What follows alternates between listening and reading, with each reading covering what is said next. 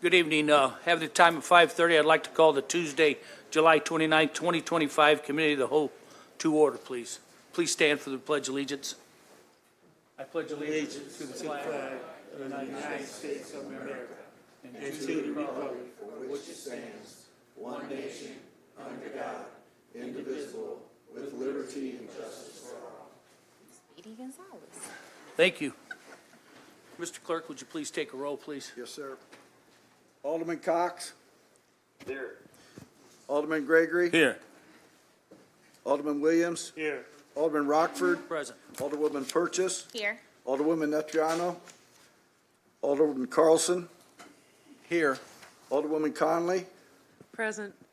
And I do Alderman believe Donlin. you just promoted Alderman Carlson. Carlson Okay. to an alderwoman. Anyway, back to where we were. Congratulations. Alderman Hanauer. Here. Mr. Chairman, you have a quorum. And Alderman Donald's here too for the record. Messed up. Thank you, Clerk. Sorry, clerk, I threw you off. That's on me. I'd accept a motion for the approval of the July 8, 2025 committee meeting. So moved, Chair. Second. All in favor? Aye. And I think we need a motion for. Oh, yes. Mr. Chair, I'd like to make a motion to allow Alderman Cox to So moved. participate Second. remotely. All in favor? Aye. Thank you. Thank you. Approval of the minutes. At this time, I make a motion, we go into executive session? second. Under exemption 23, the operation of a municipal utility, including the contracts relating to the purchase of electricity. That's a good idea. Motion is second. Thank you. You have to vote. All in favor? All in favor? Aye.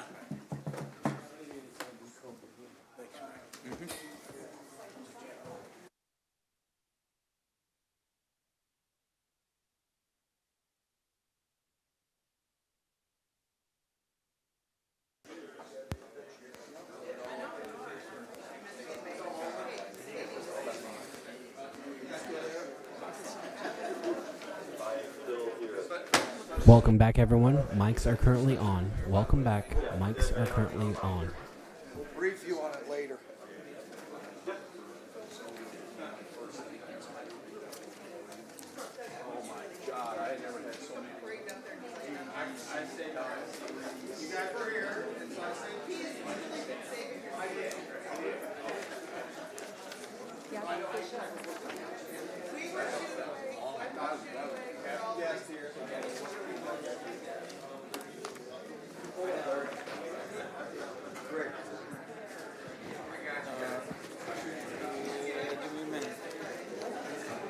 Okay, very good.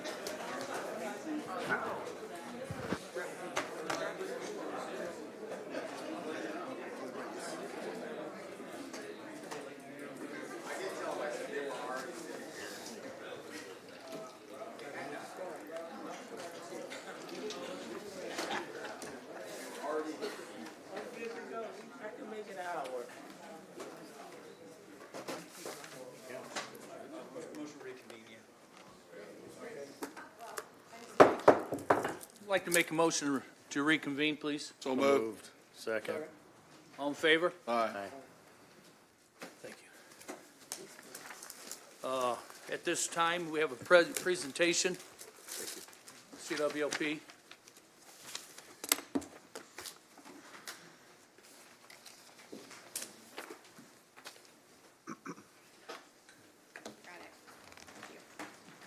Hello.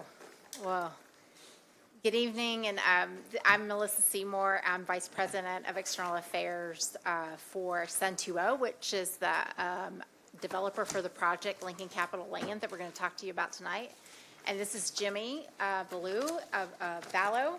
I can't pronounce his name. So Jimmy Ballo, he's the VP of Engineering, and we're both going to do a presentation tonight just real quickly on the project.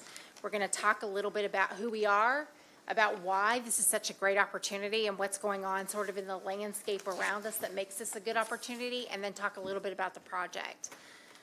So first, just a little bit about Sun2O, and yes, it's kind of a funny name, but it's sort of like H2O. If you think about H2O, we're the Sun2O of H2O, so of sun. That's kind of how it was formed, and it was founded in 2016. We are a power infrastructure developer, and the reason we don't just call ourselves a renewable developer is because we have both wind, we have solar and storage that really go on the development side, but we also have an HVDC transmission line, so a big, large-scale transmission project in the Pacific Northwest that we've been working on. So we have about 5,000 megawatts of projects that are under development. And really what we do is kind of a unique thing. We're not a typical developer. We like to work with companies like CWLP on creative and innovative solutions to some of the problems that are facing us and why we bring these projects forward. And I have to say that we work with a lot of utilities, and it's been a pleasure and kind of a privilege to work with CWLP because they've been thinking outside the box and very creative about this. So we formed really a deep partnership with them on this project. We have a partner called DESRI. It's DESRI. We don't have a slide on them, but DESRI is going to would be the long-term owner and operator of the projects that we develop. That's kind of how we partner with them. So we do all the development on the front end, and then they do the owner and operator piece on the back end. They are one of the largest independent power producers in the United States right now, and they have operating about 6 gigawatts of wind, solar, and battery storage, and about 5 gigawatts that are in the pipeline getting developed right now. That'll probably be online in the next few years. So for the combination of Sun2O and DESRI, we're really in about 25 states across the U.S. and Illinois. We have multiple projects that have been developed and a few that are operating already. So we have experience working in Illinois. So why is this an opportunity that we should do now? So this is kind of, we're at the crossroads of a lot of different changes that are taking place, both from the MISO perspective. So if you've heard of MISO, the Regional Transmission Organization, which CWLP is a member of, and we're also at the crossroads of what the government has done with the One Big Beautiful Bill. So I'm going to talk a little bit about the MISO process first and why it's important to strike now while the iron's hot, and then talk a little bit about what happened in the One Big Beautiful Bill that makes it a good time to do something. So MISO, as you probably are aware, they do, one of their responsibilities is to hook generation up to their large-scale transmission system. So they're the ones that study you to be able to hook you to the high-voltage transmission system and provide you with an agreement at the end of the day. You have to go through them to do that, and they provide you that agreement. One of the issues that MISO has had with what they call the queue process for getting generators interconnected is it's taken multiple years, and it's gotten worse throughout the years. So right now, for example, they are still looking to get agreements to queue projects that have been in the generator interconnection process since 2017 and 18. So it takes that long to get through their process to get studied. So they saw that as a problem because resource adequacy, or the ability to match generation and load, is starting to become a problem with all the retirements that are happening in MISO. So they're seeing a problem with meeting reliability needs going forward. And so they said, we have to do something about this queue and allow projects that are shovel ready to actually come online a lot faster. So they did what they called the expedited resource addition study process, or ERAS, or ERAS is what they call it.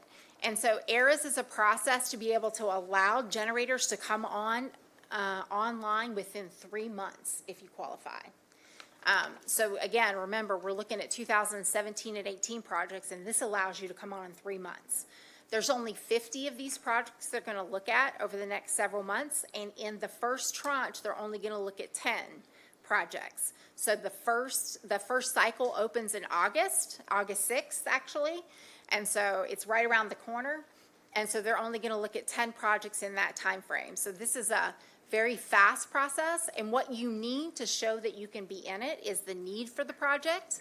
You need to show that you have a need that you need to meet for your energy requirements going forward. You need to show what resource you're going to use to meet that need. And then you have to have what we call verification from ARERA, which in this case would be the city council. So it's the body above the utility that approves rates and approves these kind of contracts. So that's why we're coming to you, and that's why you have a resolution and potentially an ordinance coming in front of you to get approval for this, because it has to be submitted with the application process that we're going to go through. So again, it's a short-term opportunity. There's only a limited number of folks that can be in it, and you get an interconnection agreement in 3 months as opposed to 6 or 7 years. So that's the first reason to kind of look at this quickly. And then the second reason is the One Big Beautiful Bill and the executive orders that followed. So right now, solar projects in the past have been eligible for tax credits for quite a significant amount of time, I think going out through 2033, 2034. Well, in the One Big Beautiful Bill, they modified the tax credits for solar and wind projects and moved up the dates that you could qualify. So right now, you have to begin construction by July 4th, 2026, or your project has to be in service by December 31st, 2027. So it's a really short time frame to qualify for these credits. There was also an executive order, which made it a little more difficult because you used to be able to show construction in progress by doing a few things to the project. So you would qualify under beginning construction, and they're trying to pull some of that back. So they're going to have a rule about what construction in progress is going to be, and that's going to come out in mid-August. So we think that our ability hinges on getting these tax credits, on moving quickly and making sure that our project can qualify these tax credits and bring down the total cost of the project. Because the folks that don't get those tax credits are going to be, they're going to have much more expensive projects going forward. So we think once we can meet the once under construction requirements of the bill, so the project would have 4 years to come into service. So we think that we're going to be able to meet those requirements if we act fast. I'm going to turn it over to Jimmy to give you a little bit of the project details.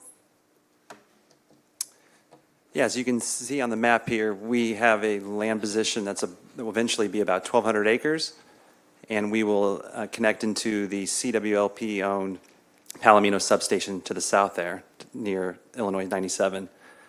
And just a couple other high-level details. This project is under Sangamon County zoning, and we'll have to go for a siting approval permit that the county's done for other solar projects. So there's precedent set for that, and it'll include a lot of different things. And we'll likely begin that process here very shortly as well. Then from the engineering and design standpoint, it's, as you guys probably well know, the area is very flat farmland, great for building solar on, very, very minimal constraints. We see it as a very highly buildable site, and we're very excited to, move forward here if things go well.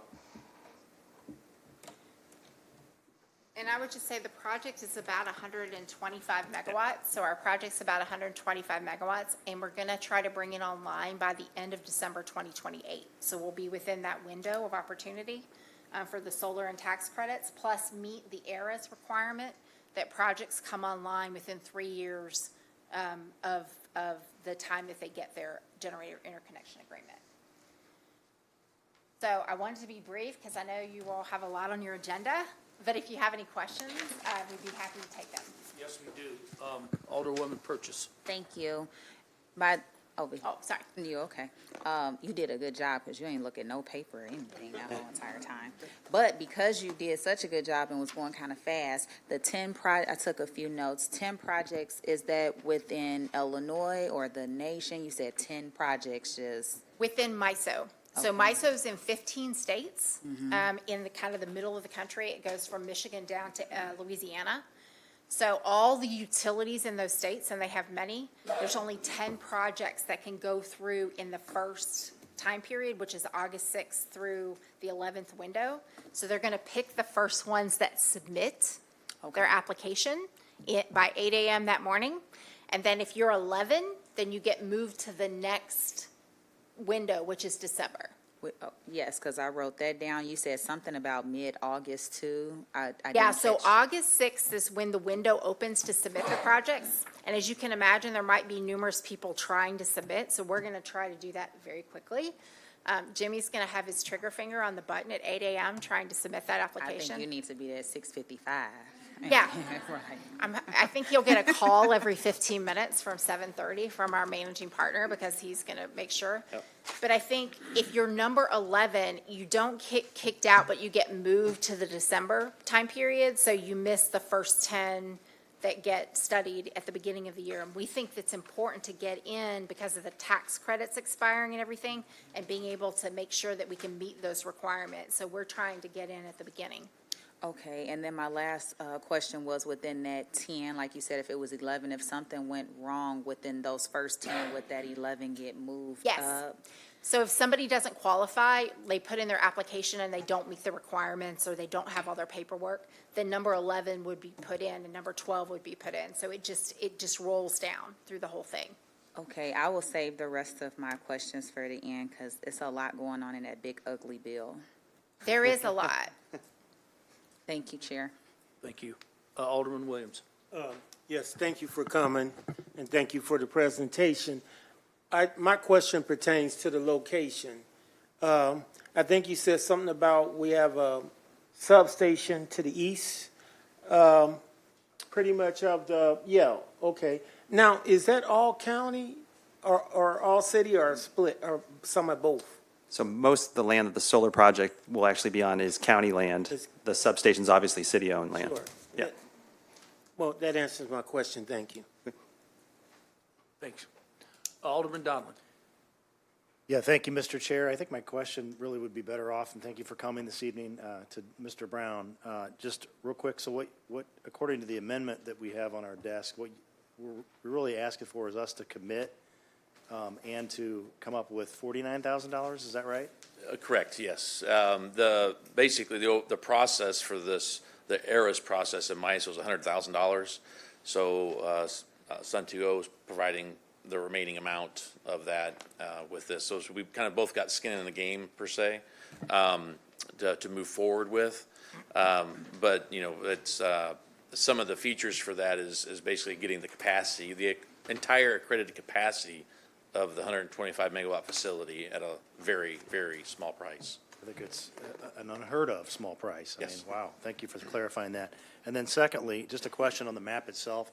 Is the red line that goes to the Palomino station, is that along that utility right-of-way that's between Stewart Park and the subdivision there? Correct. So we wouldn't need any additional right-of-way. It's not essentially Right. messing up homes and interfering with, And they don't have the final designs, but, you know, more than likely to probably be underground okay, even better. transmission line. Thank They you for would that. maintain that up to our substation, and that's when we take it over. Thank you. Thank you, Mr. Chair. That's all. Thank you. Alderwoman Conley. Thank you, Chair. Alderman Donald, thank you for asking most of my questions. Anytime. So my final question then just remains for you to submit for this on August 6th. We do not need permitting decisions from the county. You just need kind of this purchase and this agreement. Okay. Yeah, that's correct. For the ERA submittal, we just need the verification from what we call the rear or the city council. That we have made a decision that we want to enter into this. That's correct. Okay, so we're not going to be delayed by any county decision-making process for permitting. Okay, wonderful. Thank you very much for coming in tonight. This was very Thank you, informative. Alderman. Thank you. Any more questions? Alderman Cox, do you have any questions on this? No. No, I don't, thank you. Mr. Chairman, we have one. Thank you for your presentation. We have one Thank you, speaker, Ann Logue. And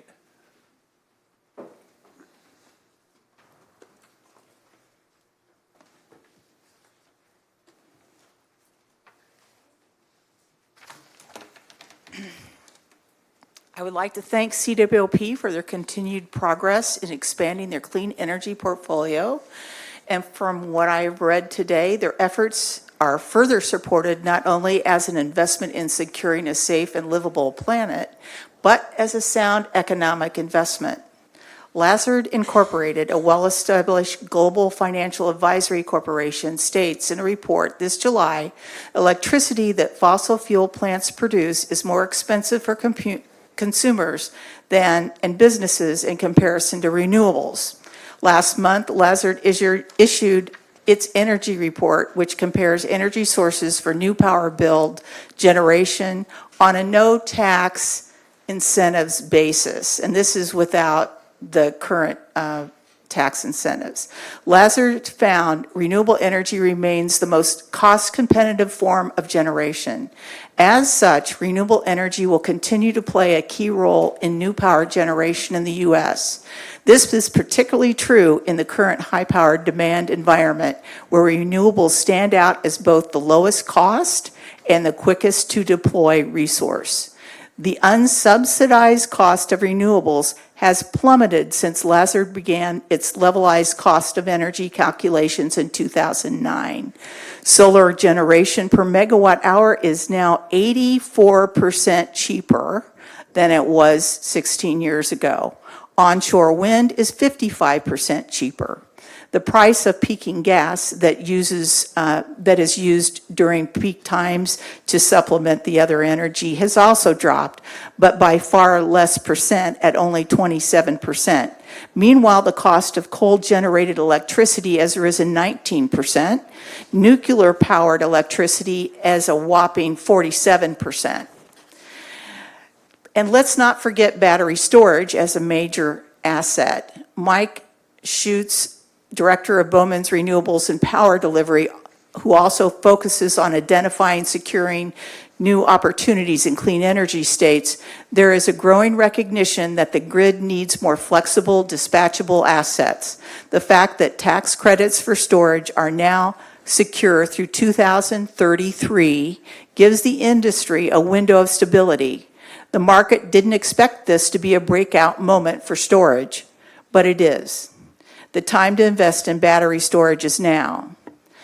PacifiCorp, the largest grid operator in the western U.S., has a 2025 IRP that includes total storage selections of both 4-hour batteries and 100-hour resources, and that's that new iron-air battery I've been talking about. It's finally coming online, adding up to a total of 7,524 megawatts of new storage projections by 2045. At the beginning of this year, the Department of Energy's announced a conditional loan commitment of $2.552 billion to PacifiCorp for building and reconductoring transmission lines. You guys we're hearing about how we need stronger transmission lines, and the reconductoring is a way to not totally replace everything. It can just address the lines. The utility's IRP includes iron-air battery data provided by Form Energy, which has begun production of the iron-air battery this year. The 4-hour batteries are available now and can be multiplied to give longer storage times. It should be noted that there has been an estimated $3.5 trillion worth of lithium discovered near volcanoes on U.S. property in the West, so that should really explode the market. Small nuclear energy reactors are being pushed. However, there's a second page. Ed Lyman, Director of Nuclear Power Safety, states that small reactors, when comparing the total cost of different power sources to small nuclear reactors, what really matters most is the cost to produce a kilowatt hour of electricity, and that depends on the cost of building it, the cost of operations, maintenance, fuel, and other factors. Currently, there is only one small nuclear reactor under construction in the whole world, and that is in China. And now there is a canceled project in Idaho that was estimated to cost $20,000 per kilowatt, $5,000 more than a large reactor. Once renewables are established, waste issues and fuel are minimal.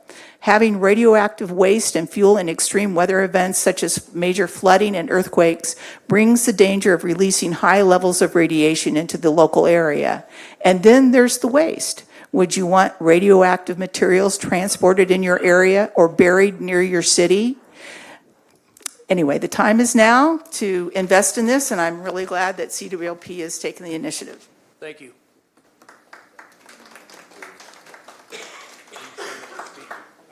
Okay. Clerk, now we have ordinances tabled to remain in committee. Would you please read the ordinances? Ordinances table to remain in committee. 2025-247 is an ordinance amending ordinance 499-12-24 with Green Demolition Contractors, Inc. for abatement and demolition of the Old Town Apartment Complex by changing the funding source and authorizing supplemental appropriation in the amount not to exceed $508,000 for the Office of Public Works. 2025-281, an ordinance authorizing supplemental appropriation in the amount of $115,928.94 from the interest earned from assigned fund balance Wagner request for the purchase of furniture from Resource One pursuant to a joint purchase contract number R22-40101 for the Lincoln Library. Any movement on either one of those ordinances? Mr. Clerk, please read ordinances for CWLP. Ordinance for committee consideration, CWLP 2025-282 is an ordinance authorizing an amendment to the state work agreement and additional funding in the amount not to exceed $176,750 with CGI Technologies and Solutions Incorporated for the utilization of vendor training academy and additional job aids for the total amount not to payable of $12,669,555 for the Office of Public Utilities. Move for consent. Second. Any discussion? All in favor? Aye. Ayes have it. 2025-283 is an ordinance amends a lease extension agreement with VB-S1 Assets LLC for 4 wireless telecommunications antenna sites for the Office of Public Utilities. Move for consent. Second. Second. Any discussion? All in favor? Aye. Ayes have it. 2025-284 is a resolution confirming capacity needs for the Mid-Continent Independent Systems Operator, MISO, for the Office of Public Utilities. Motion to adopt amendment number 1. Second. Any discussion? All in favor? Aye. Motion to accept, Accept move, to move, what, are Second. we going to, how As are we amended. doing this? Motion to approve is amended. Motion Second. to approve as amended. Motion to put on consent is Consent, amended. yeah. Second. As amended. Any discussion? Second. Got a second already here. did. Okay. Third. Any discussion? All in favor? Aye. Thank you. Public Works, 2025-285 is a resolution for temporary closure of a portion of Illinois routes 97 and 29 Jefferson Street from 6th Street to 9th Street for the Power Light Abe's Car Show cruise to be held on August 1st, 2025 for the Office of Public Works. Motion for consent. Second. Any discussion? All in favor? Aye. Ayes have it. 2025-286 is a resolution for temporary closure of a portion of Illinois routes 97 Jefferson Street from 9th Street to 5th Street for the annual Halloween parade to be held on October 25th, 2025 for the Office of Public Works. Motion for consent. Second. Any discussion? All in favor? Aye. Ayes have it. 2025-287 is a resolution for the temporary closure of a portion of Illinois State 97 Jefferson from 5th Street to 9th Street for the annual Christmas parade to be held on December 6, 2025 for the Office of Public Works. Motion for consent. Any discussion? All in favor? Aye. Ayes have it. 2025-288 is an ordinance approving an agreement between the City of Springfield and Union Pacific Railroad, UP, for the legal costs for Springfield Rail Improvements Project for the Office of Public Works. Move for consent. Second. Any discussion? Any discussion? All in favor? Aye. Aye. Ayes have it. 2025-289, a resolution for the improvement by a municipality under the Illinois Highway Code, MFT Sections Number 20-00492-00BR for the usable segment 6 for the Springfield Rail Improvements Project for the Office of Public Works. Move to consent. Second. Any discussion? All in favor? Aye. Ayes have it. 2025-290, an ordinance authorizing the increase of contract RFP PW 25-57 with MG Stewart Land Designs LLC to provide landscaping services for the downtown planters in this total amount not to exceed $52,984 for the Office of Public Works. Motion for consent. Second. Any discussion? I love all the seconds. All in favor? Aye. Ayes have it. General business. General City Business. General City Business, 2025-291, an ordinance authorizing payment of workers' compensation settlement to Lauren Kuntz for former City of Springfield Fire Department employee for settlement of workers' compensation claim case number 24WC-005890 in the amount not to exceed $196,793.10. Motion for consent. Second. Any discussion? All in favor?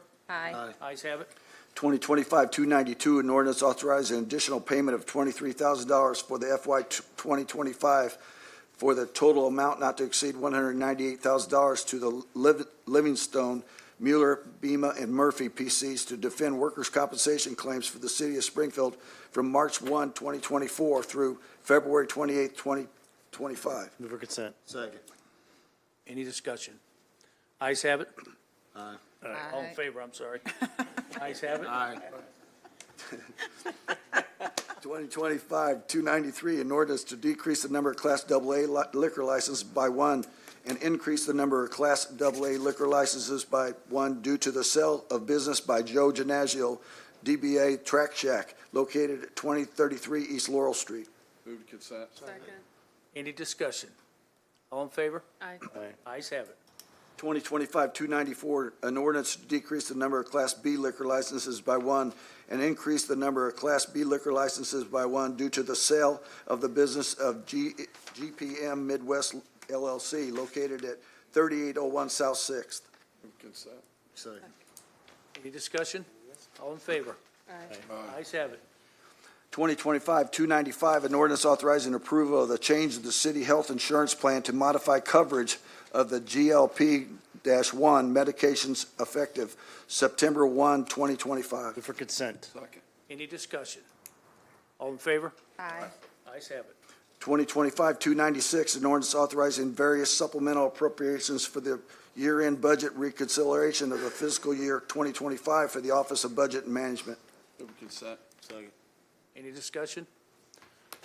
All in favor? Aye. Ayes have it. 2025-297, an ordinance designating 541 East Black Avenue, Springfield as a historical landmark.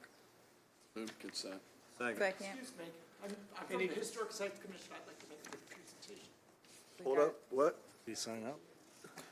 What'd he say? He's from the Historic Sites Commission. Did he call in for any presentation, or did you call in to sign up to speak? Okay. He signed up this morning, so we let him know he was after the 24-hour period. You didn't sign up in time, sir, sorry. Okay. Next ordinance. We got to vote. 2025-2. Hold on, Chuck. Did we not vote? For consent agenda, correct? We made a motion in a second. Motion is second. Any discussion? Yes. Clarify Go for the right ahead. consent agenda. I'm sorry, Alderman Williams. Can you explain to me or, educate me on the historic significance of this address? Whoever the sponsor is. I mean, we're saying we want to make it a historic marker, am I correct? Yeah.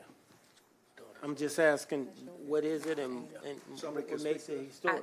It used to be my ward, the King's Daughter home, but now it's in his It's a ward. King's Daughter. It's a King's Daughter's home. It's located over by In Lincoln Park area. Across the street. Additional information if you'd like. And actually, Bob is here, not necessarily for a presentation, but we can answer any questions you have about this site. Okay. Yes, I do. Okay.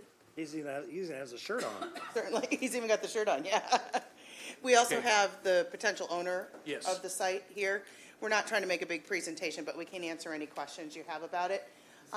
Julia, we also have here as a handout landmarking brochures. Actually, the Office of Planning and Economic Development developed these brochures, just very basic ones, last year because there has been some interest recently in landmarking some sites. What it really leads to in the long run is allowing those sites to actually have to do more work in order to stay in compliance, which is great in preserving a historic site here in Springfield that has a lot of historic buildings. I'll let Bob speak directly to this site on Black Avenue. Thank you. My name's Bob Immel. I'm a commissioner with the Historic Sites Commission. Marjorie Merriweather Post, born in Springfield in 1887, was an American businesswoman, socialite, and philanthropist. She was the daughter of C.W. Post and eventually became the owner of General Foods Corporation. Her 4 husbands included broker E.F. Hutton, Joseph Davies, who was served as the U.S. ambassador to Stalin's Soviet Union. Now, at the age of 27, following her father's death in 1914, Marjorie inherited a fortune of $20 million and took ownership of the rapidly growing Postum Cereal Company, founded in 1885. Under her leadership, the company experienced explosive growth and eventually became General Foods, acquiring well-known products such as Jell-O, Maxwell's Coffee, and Birdseye. For much of her life, Marjorie Post was regarded as the wealthiest woman in the United States. Although she only lived in Springfield until she was 3, she held a special fondness for her birthplace. The King's daughters purchased her childhood home, and the Post family contributed to the King's Daughter Home for decades.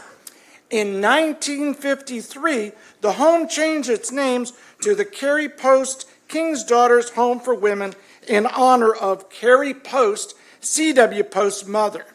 Now, after a disastrous fire in 1902, C.W. Post donated $5,000 towards rebuilding the home, along with an additional $5,000 for an endowment fund in memory of her mother. Later, in 1920, Marjorie Merriweather Post donated $10,000, which facilitated further expansion of the facility. Ultimately, the home became too costly to maintain, leading to its closure in 2006. The building was sold to Benedictine University at Springfield, which converted it into a dormitory. However, with the rollback of the school's Springfield operations, the former King's Daughter home, along with the rest of Benedictine's North End campus, was closed and put up for sale in 2018. Now I'd like to turn it over to Yolanda Rice, who's going to talk about the future of the property. Thank you. Thank you, everybody. Again, my name is Yolanda Rice. I'm of 541 Black Partners, LLC. And it is our company that will take possession of 541 East Black Avenue with the intentions of converting it to an extended stay facility for traveling nurses and nurse students. We will be providing 1-bedroom and 2-bedroom apartments that would be furnished for extended living from 9 months to 12 months in their objectives to pursue their nursing careers and pursue their nursing education. Positioned where 541 East Black Avenue is at is right in between the medical district of between St. John's Hospital and Memorial Hospital. We also will work to aim in the future as we develop the building itself that we give it solar resilience hub capability for the community of this area in this district. If you have any questions, feel free to ask them. We have a couple of people wanting to talk. Sure. Alderman Gregory. No, I ain't saying nothing. I ain't Okay. made a question. Alderwoman Conley. Thank you, Chair. Just real quickly, do you Yes. intend to pursue national landmark status for this building also, or are you just looking for the local landmark status? We hadn't had a discussion about looking at national landmark status. We were more focusing on local landmark status, but we're always growing, and so that's something that we can definitely look at as we grow our establishment and renovate the establishment. I would love to see it be grown to a national historical site as well, along with her home that's in Washington, D.C. I used to live around the corner from that building. It's beautiful. I'm excited to see this intended use. Thank you. It's very exciting. We certainly need more capacity for reasonable, affordable housing. Can I assume that the rates for this will be market rate, or, I mean, what is your intention with Yes, that? it for the- it would be market rate. We've done a great amount of studies. We've talked a great deal with St. John's Nursing School, looking at what are the demands of students. We are targeting students that are stabilized students. So when we say extended living, we're not talking week, short-term living. We're talking 9-month, 12-month extended living, attracting those students that would be coming to Springfield from out of state or from out of city that would need complete full housing capability for their families or for their spouses along with themselves. So we're very excited about where we can take this to in the future. So this will be not efficiency apartments, but 1 and 2 bedroom No, apartments? this will not be efficiencies. Right now, the units are 26, and they are 200 to 300 square feet. Right. For us to move this building into the future, we felt the conversion should take place where we make these 1-bedroom and 2-bedroom units. So we would be reducing the number of units from 26 to 18, and then giving more space and more living capability that would take people into the future. Wonderful. And there are no zoning changes that are needed for that, correct? There's no zoning changes needed for us to reduce the conversion down from 26 to 18. We would have been challenged with parking if we would have maintained the 26 units, but by reducing to the 18, we mitigate the parking challenges that would have come with the property. She's been working extensively with all of our team here at the city. Please come to the Building and podium zoning. so we can hear you. Okay. I'm sorry, they've been meeting extensively with building and zoning, fire, all of our committees, all of our agencies here in the city that would be involved in something like this. So we've been doing a lot of due diligence. What she didn't mention, she's also reached out to the Post Foundation. Yes. And they also are really intrigued and honored at looking at what might happen. So for sustainability, and again, keeping the outside facade, which would be the historic preservation, looking like it did and being a proud place of a landmark place in Springfield is kind of a neat effort that what they've been doing. And it's, I guess, thank you, Amy. You kind of led up to what I would like to say, which is to thank you very much for pursuing this kind of historical process to maintain what that building looks like on the outside, because it really is a beautiful structure. It is, This is a really absolutely. great idea. Thank you so much for this Thank and your you. investment I'm and very your honored. It's very vision. excited and very honored. Thank everybody. I appreciate it. Thank you. You're welcome. Looking forward to this. Yes, Alderwoman. Thank Purchase. you, Chair. Hey, Ms. Yolanda. Hello, how are you? Good. Good. It is so good to see your vision come into life from Thank over you. 6 months when you first talked to me Yes, about it. ma'am, that's true. Me and Alderman Rockford share this area of Yes. Lincoln Park, and we just had our Lincoln Park Neighborhood Association meeting last Thursday, and they will be pleased to hear that this is also moving forward, and Yes. would like to invite you out to just give them updates, because this was a Okay. lot you just shared, Yes. and I think they will be extremely excited to Would hear love about to, it. be delighted to. Thank you so Thank much. you. Thank Okay. you again. Terrific, thank you, everybody. very much. Take care. Did we vote on that? Do it. We haven't voted Vote yet. on that? No. Yes. I believe No, we haven't yet. Yeah. Vote again. All those in favor? Y'all in favor? Aye.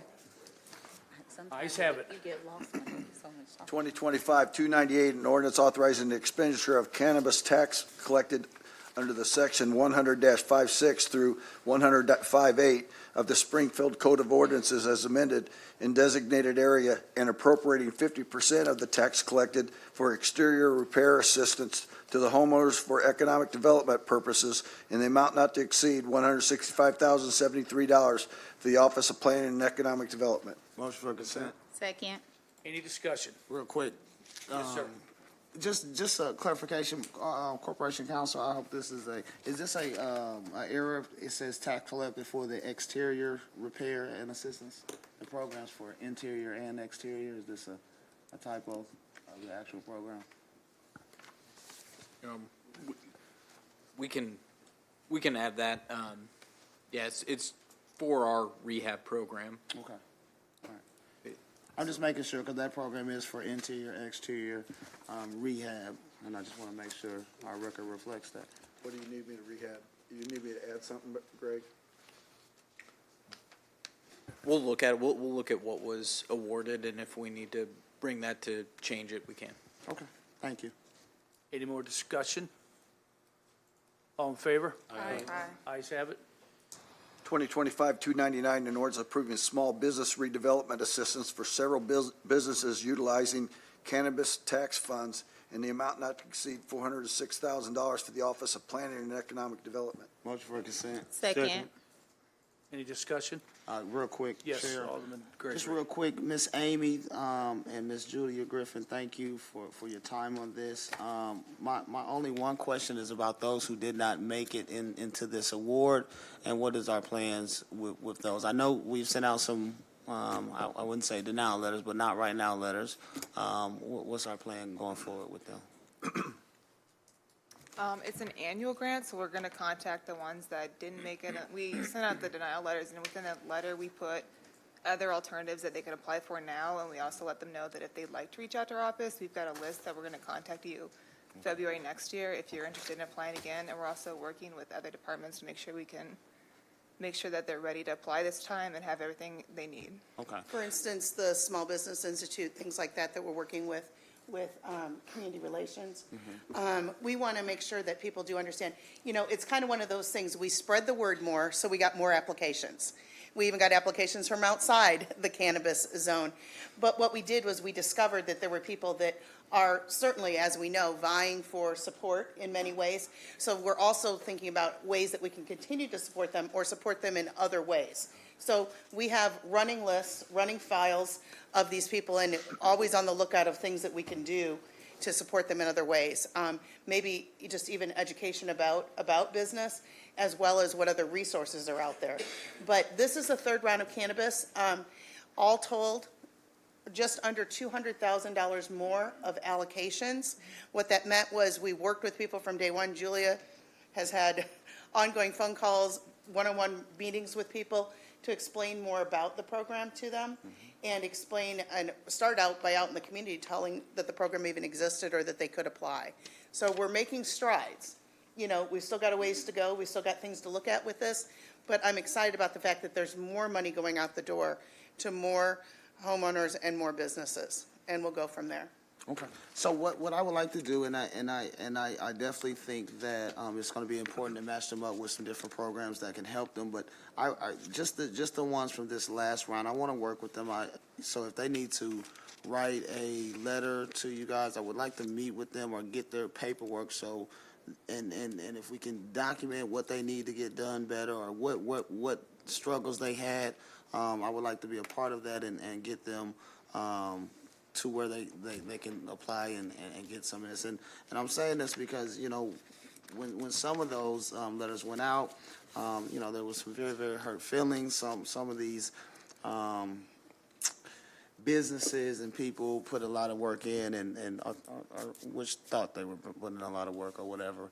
I had high hopes for it. Some are, I'm just always going to be frank. Brothers with gold teeth who are looking to go about life differently and work hard, and that's sort of what this is for.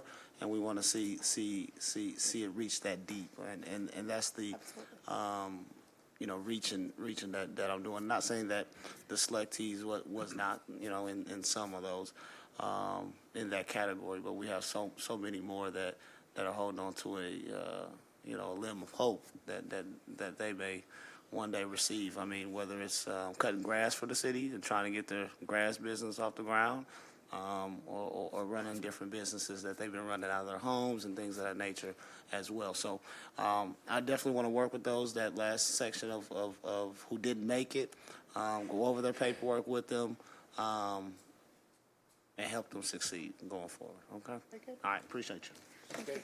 Alderman Williams? Yeah, Director, I thank you and your staff. I have no disagreement with what has happened these first three rounds.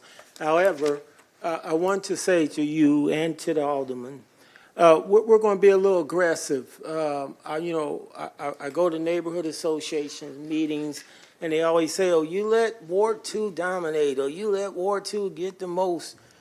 This program, this cannabis program is for both wards. And I always understood the greatest need was in Ward 2. Now I'm to the point to where in this next round, I want to get with you guys ahead of time so we do a little more teamwork together to advertise, to get some more of my people to come on. And finally, Absolutely. I agree with them that it's time for them to get their share. Let's say it like that. And absolutely, and that's one thing. I mean, Julia went door to door in some cases. Yes. We had the community meetings, and it, it tied in really well. We were doing a lot of things with talking to the community about our CBDG 5-year planning, and, really we're able to get the word out in a lot of ways. We'd like to do more one-on-ones as possible. And if people need help, that's what we need to share too. If people need help filling out an application, gathering what documentation they need, that's when they can schedule things and get things to us. But yeah, the amount of back and forth, we have just paper trails of back and forth that Julia has done with people saying, well, we still need this, or we still need this, how can we help you get it? So I think showing people and guiding people, even putting together a master packet of what they'll need to submit, like here's an example, I think that's really good. And I also think that one of the things that we haven't done a lot of, and again, because it was getting off the ground now in this 3rd year, that we can do some storytelling, factual storytelling about the successes and what's happened as these grants are awarded, and what happens before and after pictures of people's homes from the home rehabilitation. We do a lot with our other home programs and our other programs where we do a lot of home rehabilitation, but I think with the cannabis and with even business, businesses telling us what's happened, maybe more people attracted to their business due to some rehab that was done or some other support that we're doing. So we want to do some more storytelling, and I think that too gives people hope and inspiration and an example of what this can do. Okay. So we do talk about that all the time in Yeah, our office. And I appreciate you. Like I said, I'm very satisfied on the residential side. It's just time to increase usage and involvement with the business side. And I say that because I understand exactly what's going on. There's some hopeful things, Gray, happen with some of the businesses to fill in some spots that are now vacant and things like that in Ward 3. But I think they feel the pressure because they hear about the history across the track, which most of those sites are Ward 2. They hear about, other things that they tell me I'm not vocal enough is why Sean gets his way. Sean knows, but he knows different. Trust me, he knows different. He knows that, I'm understanding where the greatest need is. But this year, we're going to try to, that's all I'm asking for. So I appreciate you and thank you. Thank you. Final thing, if I may, Chair, I don't want it to be lost upon us, right? This city has invested close to $1 million into a social incubator at Cap 928, along with what our director is doing. So we have so many opportunities to place people in good situations to be successful, and we're investing in that. And I'm going to push to contact every last one of those businesses. Some of them's already contacted me, and we're trying to match them up with both these programs so we can come back and have an even greater success rate than what we had. All right, so I appreciate you. Thank you. All right, thank you. Thank you. Director Posey, did you want to say something? You were itching over there. I seen you keep itching over. Sean Alderman Gregory kind of stole my thunder a little bit, but I think we have an opportunity here with the Minority Business Institute that we are putting together. We're taking some time to make sure that it's right, and I think this is an opportunity for the Office of Planning and Economic Development, as well as the Office of Community Relations, to sit down with each of the people that applied for this grant and didn't get it and say, okay, what went wrong here? And then we can tailor the curriculum for the grants and OPED portion that we have in our Business Institute for specifically the challenges that are popping up.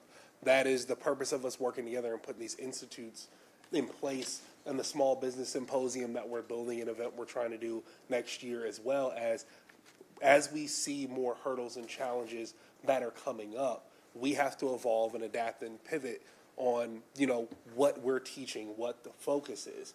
So although it's unfortunate for those organizations that they weren't awarded the grant, it's an opportunity for us as a city and our agencies to take another step forward and say, okay, now we know more organizations that we need to help. Let's get down to the bottom of how we can help them.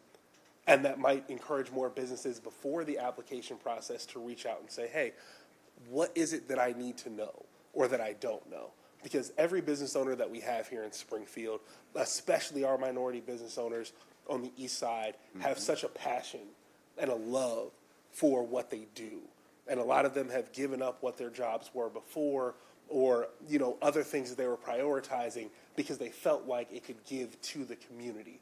So I feel like we have an opportunity to work together here and reach out to those individuals and say, how can we give back to you so we can ensure that your dreams come true. So I'd love to sit down with you, Alderman Williams, you, Alderman Gregory, and those organizations that we have, so we can say, okay, what exactly do you need? So as we're tailoring this curriculum moving forward, we can make sure those needs are met and not just assume we know exactly what they need to know. Absolutely.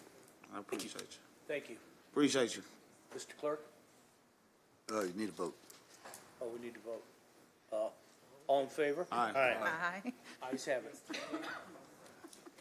2025-300, an ordinance authorizing various interagency budgetary transfers for reconcile end-of-the-year budget levels with the 2025 expenses from the Office of Budget Management. Move for consent. Second. Any discussion? All in favor? Aye. Okay, next is our unfinished business. Anybody got any unfinished business? Absolutely. Alderman Williams? Oh, no? Okay. X out. Alderman Gregory? Yes, thank you, Mr. Chair. Mr. Fuchs, I hate to pick on you tonight. Or Mr. Fuchs, always bottom, even better. Hot dog now, okay. Even better. I'm gonna sign up now. Nate the Great. Hey, Nate. Case, I'm hitting my butt. It's been a minute. Listen. So, real quickly, branch pickup over in Ward 2. I know we just started on the southeastern side. Yeah, and then they're actually working in the northeast area as well. I know there was some storm damage as well hit. We can wrap up and hit any of those. If you think we missed anybody, please let us know and we'll put a service request in. I know that's the problem. What I'm saying is, bro, it's so many spots. It's like it hasn't even been hit. I've been watching certain little spots to see how it goes, because I thought the last one was ours, and it wasn't. My girl Jennifer educated me on it. And this, July 17th, we're supposed to start. And Randall Court, Pope, keep going back to our north side. We have way too many spots that branches that have been out there, they've been sitting out, they're not storing damaged trees, and they have not been picked up. And this is a consistent thing that they haven't been picked up. And so it's really bothering me. We got an area, Bryan Lane and Joyce Lane. I really don't want to go through the time and do this picture thing up on the screen, but I've been asking for this place to be cut for a year, and it's still not cut. There's people that stay to the left and right of it.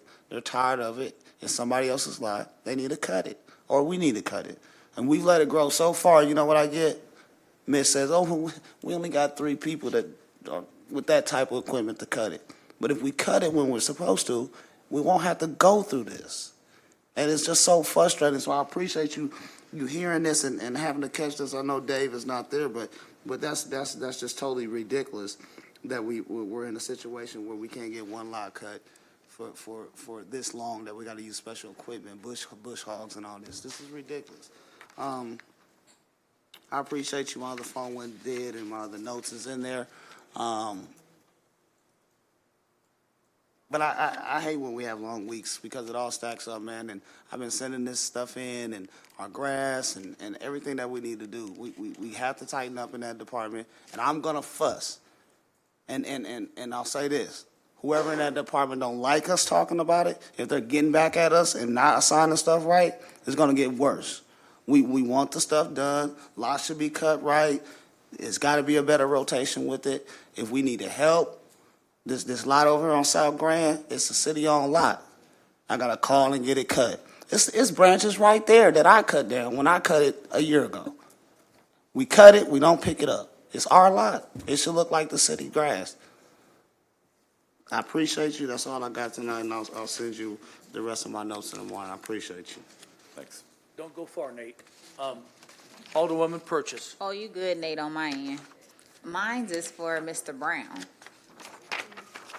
Stay there. Hold on. Yeah.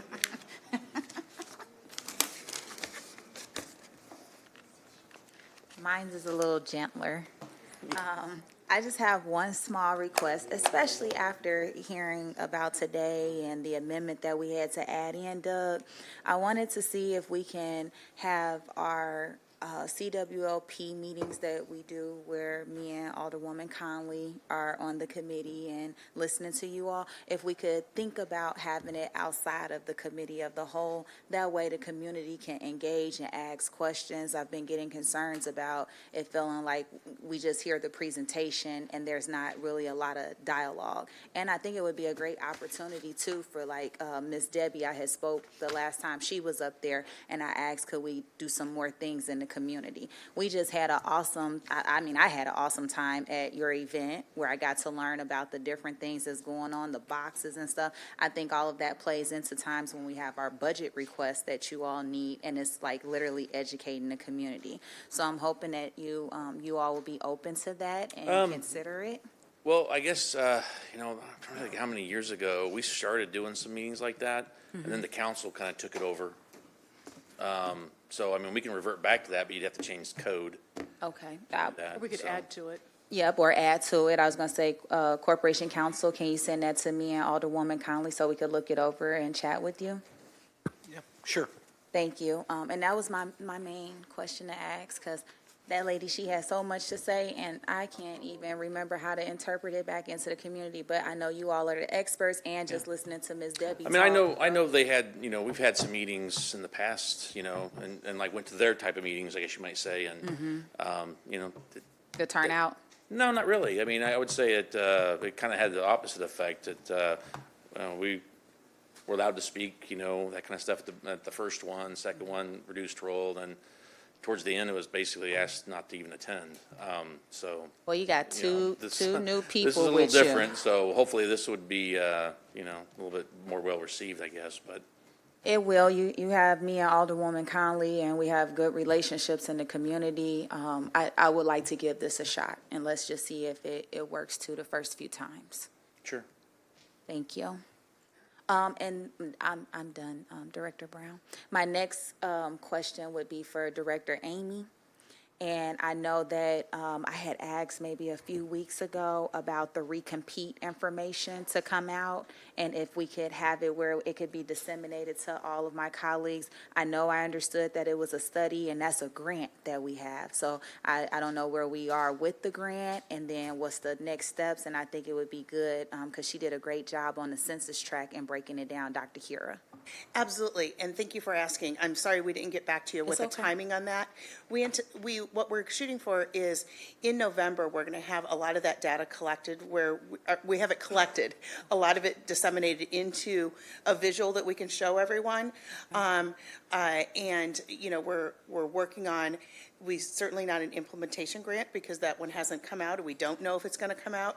But instead, we're trying to put that data into real action in lived experiences out in the community. So comparing numbers and comparing data that we've gathered then to, again, more input from the community. So that's what we'll be working on the next few months. Okay. The grant does end in January, so by then we have to have our final. So in November, I think that we'll have a very nice presentation to share with everybody and talk about how we've come out as we've been using that money and working with that. I have to say, just as I did a little bit ago, we're actually collaborating with our own community relations department as well on, again, getting some of that face-to-face outreach to the same, and that's when you don't use data, so the same people from that data being gathered. So we can look at make sure that we're gathering information that actually then we can put into other programs, we can put into other uses, we can put into other grant applications. So we actually can implement these things, and they're not just numbers on paper. Yes, and I know we lost a great gem, Dr. Kira, to be able to help follow through with this, because some of the same things you just said is some of the same things she explained to me. Well, when and we did that's our exactly tour. what's happening. So not only did she leave us in an incredible place, she was able to take on an incredible opportunity with the state of Illinois, in the sense that, unfortunately, again, since that additional grant funding was not being available, we would have had a situation where she needed to look for other opportunities. So instead, what we've done is we've been able to turn internally and look at who do we have that can also implement that. We've also, during that timeline, brought up to speed a wonderful new grants coordinator in the position that I previously held.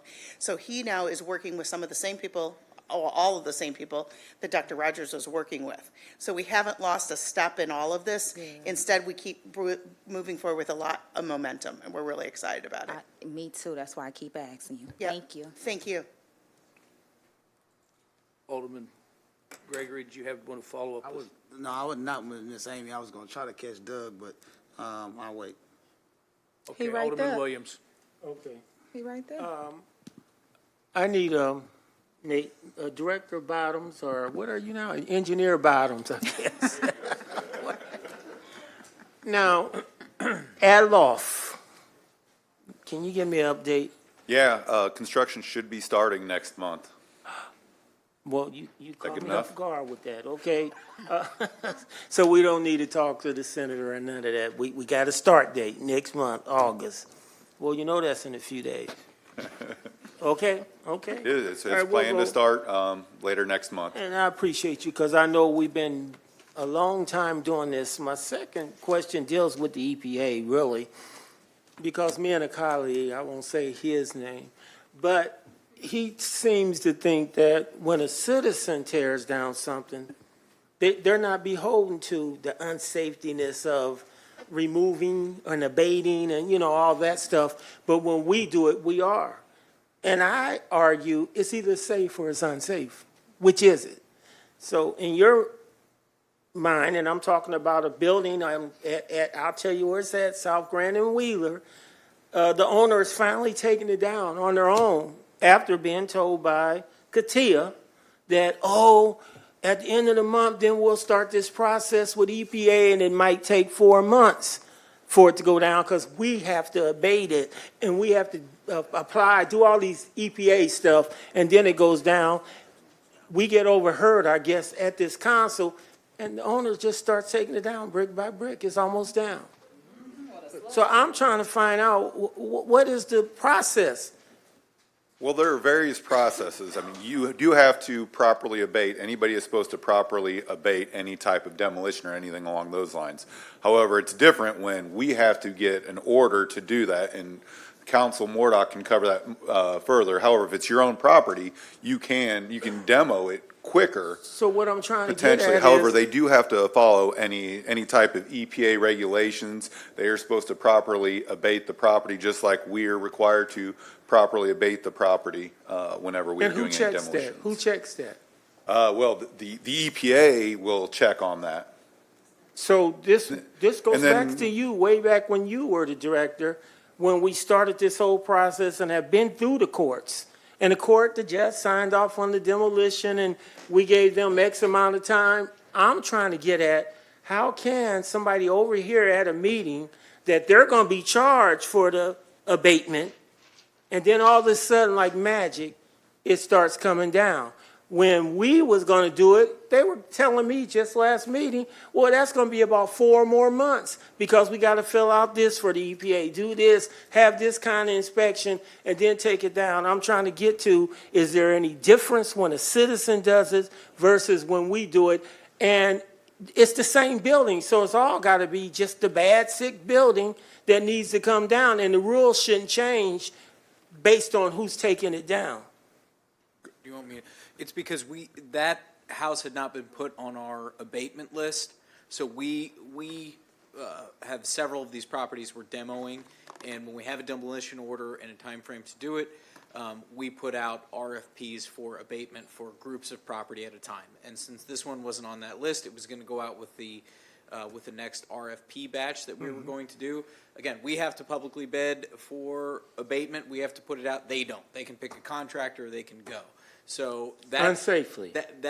What? I'm being unsafe. Well, their contractor can be certified asbestos abatement, but they don't have to put it out to bid, and they're only doing one property. So they could call a certified contractor and get a contract in place, whereas we have to go through our procurement process, and that's. Yeah, so we have to get an asbestos inspection that we have to have a contractor do, and then we also have to do the abatement. Sometimes we'll bid it out, and we have to go through the proper process to bid out any type of our projects. A lot of times, we'll bid the abatement out with the contractor, but we have to bid it, and it's generally 3 weeks or so for us to bid out a contract, and then it has to have city council approval, so that's in essence another month, and then we have to get all the work lined out, and then we have to follow the proper procedures for EPA as well. Like I said, it's a lot easier for somebody that just owns a project to hire somebody off the street, but we have certain purchasing procedures that we have to follow.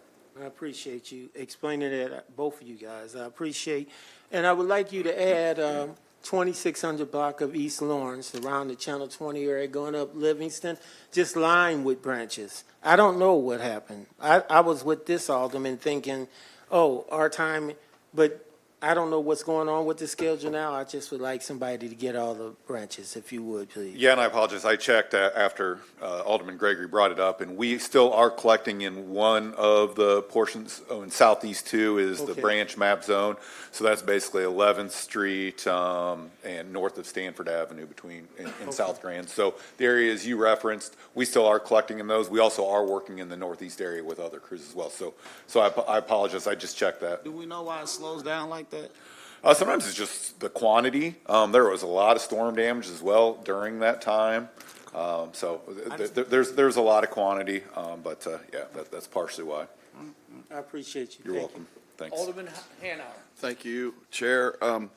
I'll be blunt. We need to change our procedures on keeping track of our mowing crews, the people that we hire. I'm talking about the contractors, because quite honestly, I'm not speaking for all of them, but they don't do a very good job. I think a lot of them, they just try to knock it down, flatten it, and then as soon as it gets hot or whatever, it pops back up. They don't care. I think what needs to happen is, and this would be, I think this would be a good one for the zone managers, is when they put in the order, or they mow and then they submit to get built, to get paid for it. I think when they submit, our zone managers ought to go out and make sure that it's being done right. And, I've talked to my zone manager. He said he's gone out and they took pictures of a different lot. And I just think that we need to look at this. And if people aren't doing a good job, get them off the list. If somebody hands you, we're handing people money. They're all they got to do is mow, and they keep up with it. They're getting paid, pretty good amount. So I just think we need to look at the process, and I think we also need to look at grading these guys. And if they don't do a good job, we just don't hire them back the next year. Or we stop assigning them. That's just my 2 cents worth, because I had a lot where it was put out, and my understanding is that they took a picture, they did the wrong lot. So now it's going to be another couple weeks or whatever. So that's a recommendation. I don't want to get in a big debate over it. It's just I think that we need to look at the overall procedure of this and try to see where we can tweak things and make it better. No, I agree with that. Go ahead. You do, Ralph? I'm done. I agree with that, and I'm only saying it from a person who cuts grass every day. Some of our lots, we only paying them $60. $60 to do those lots. They have God knows what's in them, bricks. I'm talking about it over in mines. Bricks, garbage, this and that. They got post a wall, come tear up their machines. We paying them $60 to do them yards. $60. That's nothing. That's really nothing to the work that they're doing. Now, I agree it should be done right, but we can't let it get 12, 13 inches and then expect the guy to go take, go put in, what I would do to capital on. You know what I'm saying? So, I think we just got to maintain them like we need to maintain them. We definitely need to get to the ones we own. We own them. We don't want to own them, but we got to get to the ones we own in every 3-week process, just like we would be cutting our houses. They're ours. It just is what it is. And we increased that. We increased the pay not too long ago. We put more money into, not too long ago, into our grass cutting thing. So we've done some things. I think they got 38 now. That's more than what we've ever had. But it used to go a little better than this. Yeah, we still have some complaints and stuff. So it's how we assigning them. The guy that you probably got, the complaints that we get, East Side guys have been cutting there for 5-10 years. Now they out west and vice versa. So nobody knows where they're going anymore. You know what I'm saying? When they should have just kept the lots that they had, kept doing them like they've been doing them for years. They know what they need to do. We need to come up with some type of process to where they can identify and call them in themselves, because they're riding around past lots to go cut a lot that they used to cut. They're still high. It's the craziest thing ever. So I agree with you. We need to look at it, Ralph. I just had to put that out there. Yes, they do need to do a good job, but we got to do our part too and put them in a better position to cut our stinking lots. Thank you. Thanks. We'll relay a message to the housing division. They are supposed to take pictures, basically with the tape measure showing that it is above the limit, and then take a before and after picture to verify and prove that they did it. And then we do also have our housing inspectors go out there and check those. But we'll definitely relay the message in regards to grouping up the contractors. We'll talk with them, see what we can do to improve our process. Thanks. Before you go, Alderman Williams, but we're talking about the same thing over and over again. And it's about time we start holding people accountable, like owners, instead of blaming the city because John Doe's not mowing his lot. How about we hold John Doe responsible? And start upping some fines or something to hold them accountable. I mean, we're blaming our city people when they've got enough to do to go mow these lots, and they're getting tall because, again, these contractors go out and look at it. We just talked about it. They don't want to get in these lots with bricks and logs and who knows what's in there by the time they get there. So again, it's called accountability, and whoever the homeowner or the landowner is, that's where we need to start, So, Ain't there. thank you. Alderman Williams? Yeah, thank you, Mr. Chair. I agree with everybody. I do think it needs to be looked at, but I think it's so many things that impact it. For example, I went rounds and around with a guy about city-owned lots. When you gonna cut them? He said, "What are you talking about? I cut them." So we've got the type of rain that's been happening that ain't normal. And so he says, "Well, I'm waiting on my next list. Then I'll cut some lots again." So is the city aware that this ain't a normal season? I mean, the type of rain we've been getting ain't just like regular sprinkle rain. These are downpours, real heavy rain, so the growth is different. Everything's different, and I'm just saying, while you're considering what we may need to do to make sure they're doing their job and doing it well, we need to make sure we're understanding. Maybe we need to give them the list or a list a little more often because it's increased. The grass, the guy just said to me, I was just there, and I have to tell him, I remember you out there. And here we are again because we've been getting floods. So that stuff is just growing thick and it's growing big. And it would make you think 4 days later they haven't cut the grass when really they have cut the grass 4 days ago. It's just that it rains every day or it rains every other day. By the way, we got storms tomorrow. You coming. So, All right, thank you. Alderman Carlson. Oh, Nate, hang on. This might be more of a question for Corporation Counsel. I think we've talked about it before. Is there an escalation as far as, now, I have maybe not as many as Alderman Gregory has, but I have a number of homes where, hey, we go out and find them. Can we, like in a year, say we find them, whatever it is, can we escalate that, or do we need to change an ordinance on that? Yeah, we have minimum and maximum fines, and we change. So we've got a range that we can do, and we do escalate fines if you're a repeat offender. Do we need to codify that a little bit or not? It's in our code. Okay. Yeah, so we follow that, and we've implemented a new fining procedure now where repeat offenders get fined per day once they're on their second one. Thank you. That's it. Thank you. I got one question. Nate, wait. Alderwoman Purchase. Thank you, Chair. Nate, I know everybody's talking about grass and the vacant lots. I know we have our state fair coming up, and you have along the tracks and I have a lot of vacant lots along with Rockford leading up to that way. Can we check and see where the list is too as well? Yeah, and we always basically swarm that area prior to the state fair. We're rolling into the northeast area, and we'll be cleaning up those areas and make sure they're cut. Okay, Thanks. thank you. Alderman Williams. Yes. So is there, landlords, I think my lots, my problems is it says Sangamon County trustee. Is that a landlord? Well, it's the owner of the property. So do we fine them when our grass people go cut those lots? I mean, are we getting our money or something from that, or do we just let it go and then put them on your list? Nate, can you answer that?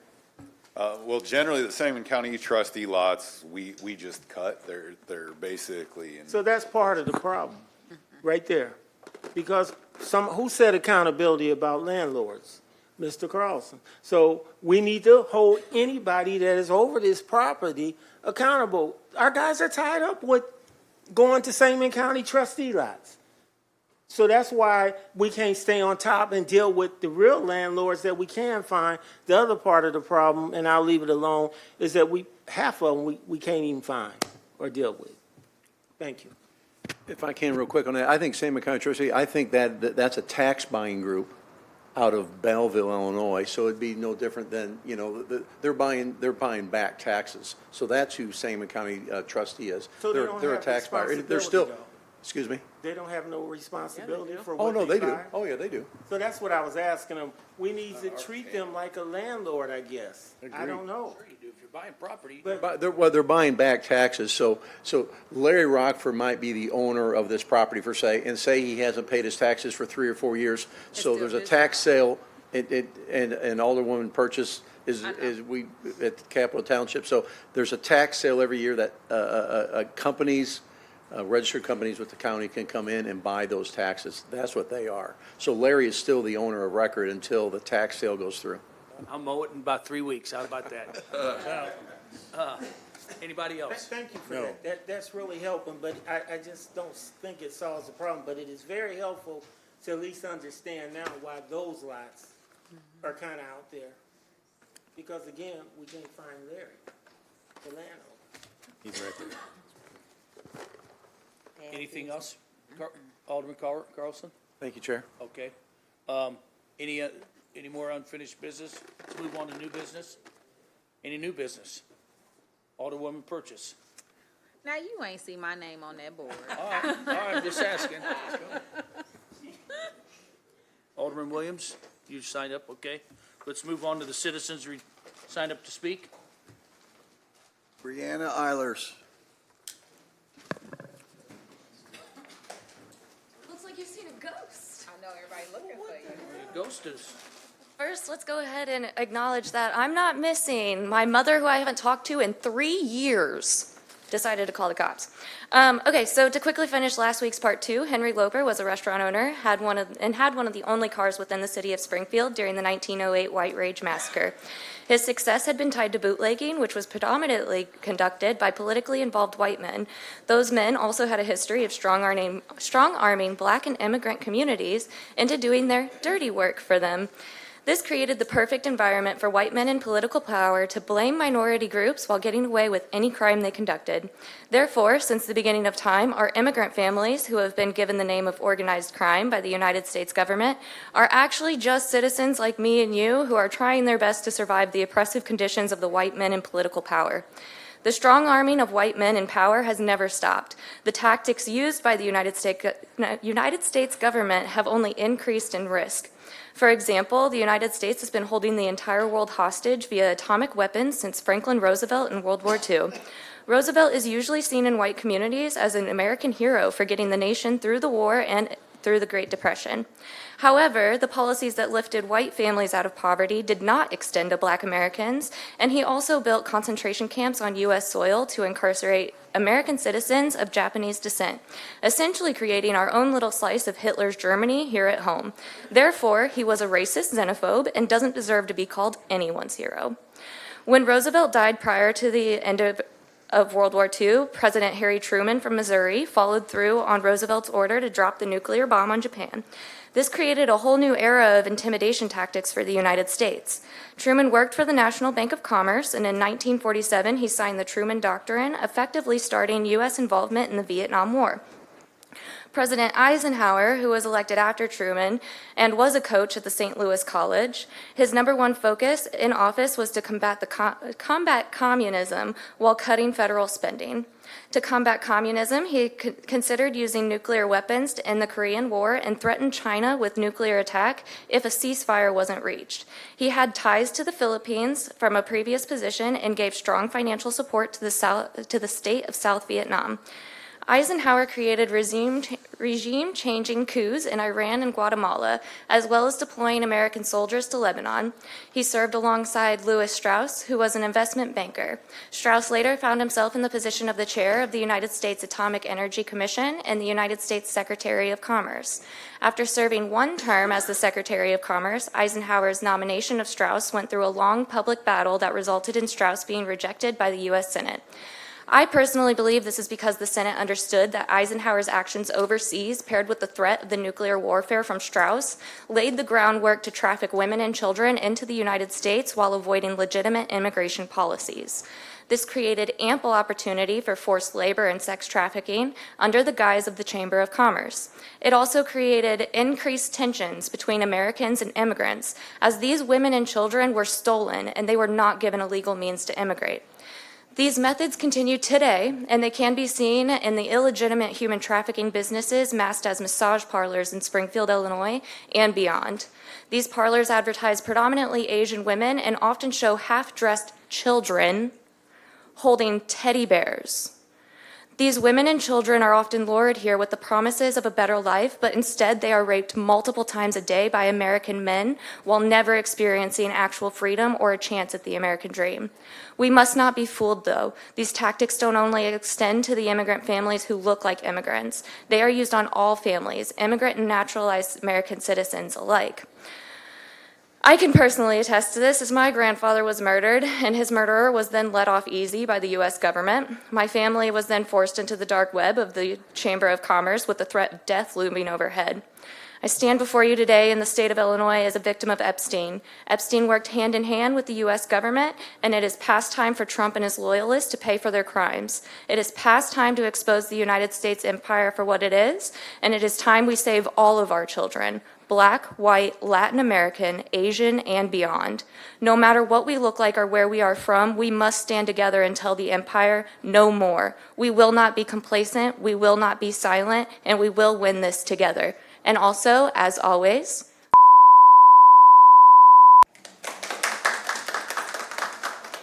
Polly Poskin.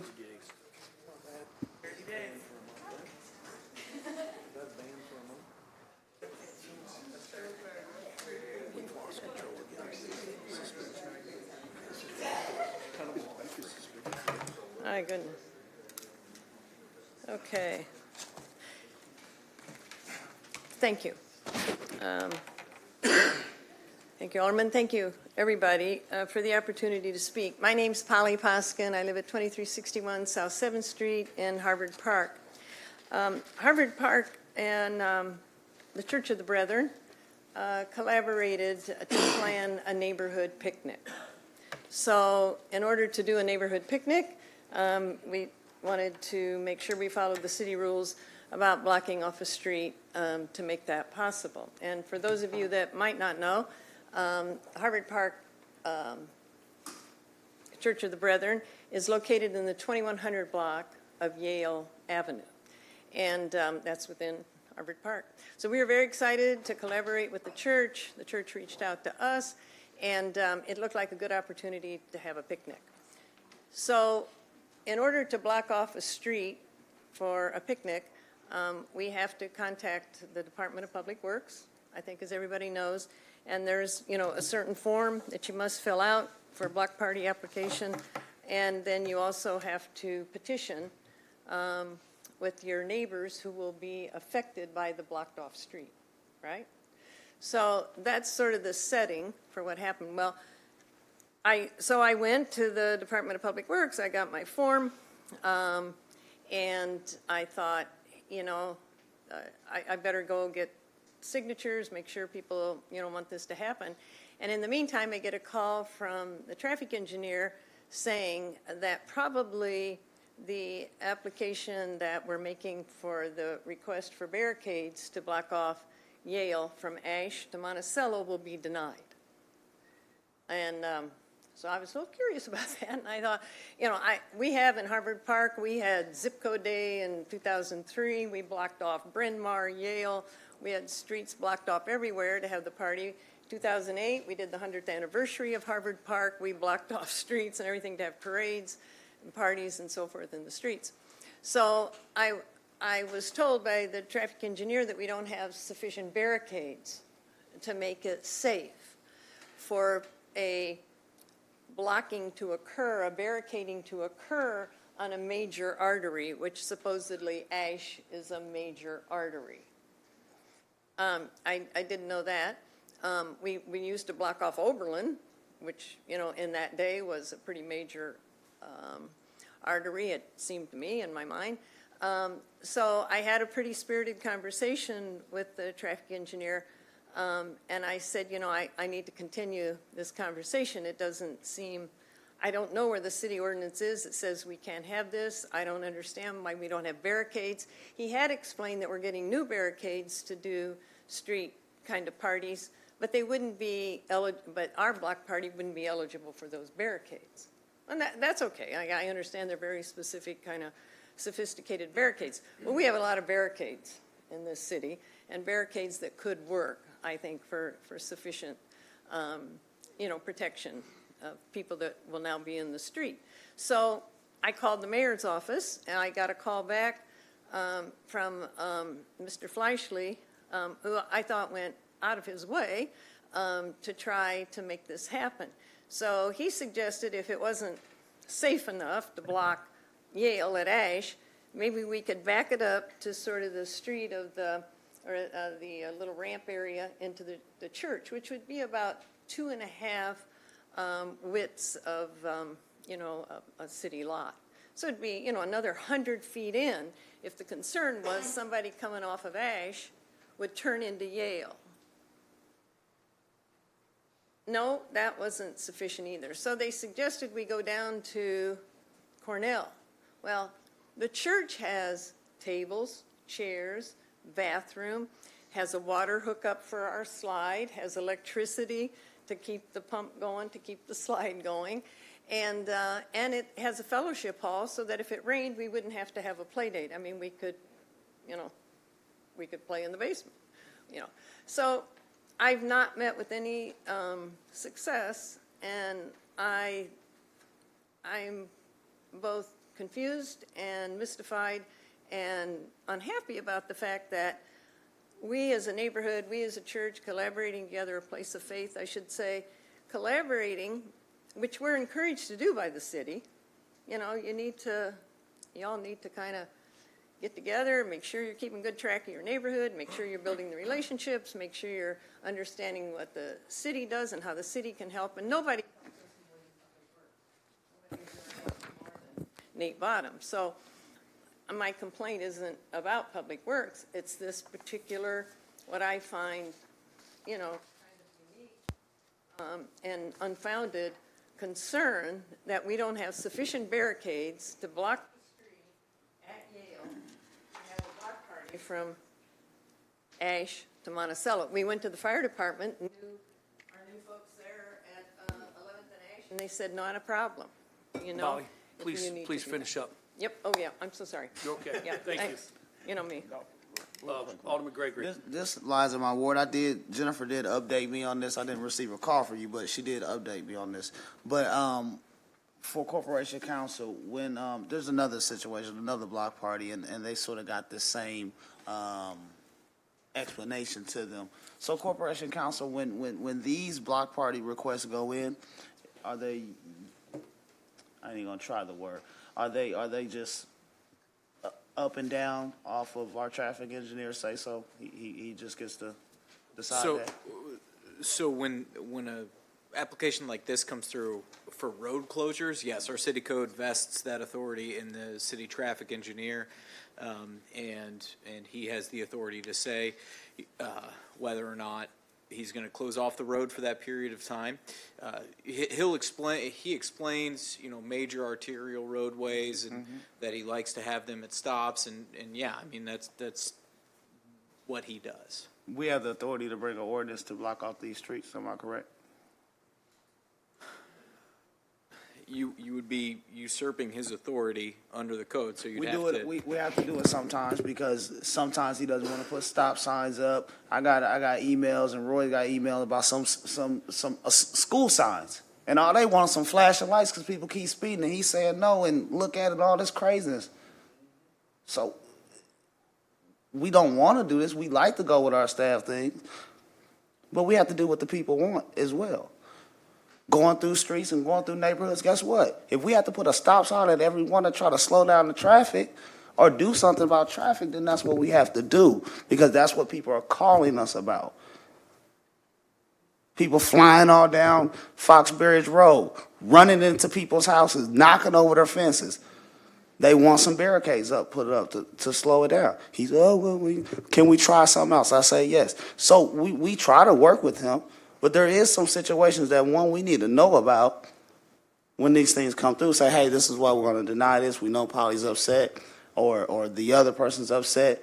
Normally, we all go with it. But there is some times where we have to look and go over our staff and pass ordinances to change things. And we need to know that. He can't just, he needs to do his job.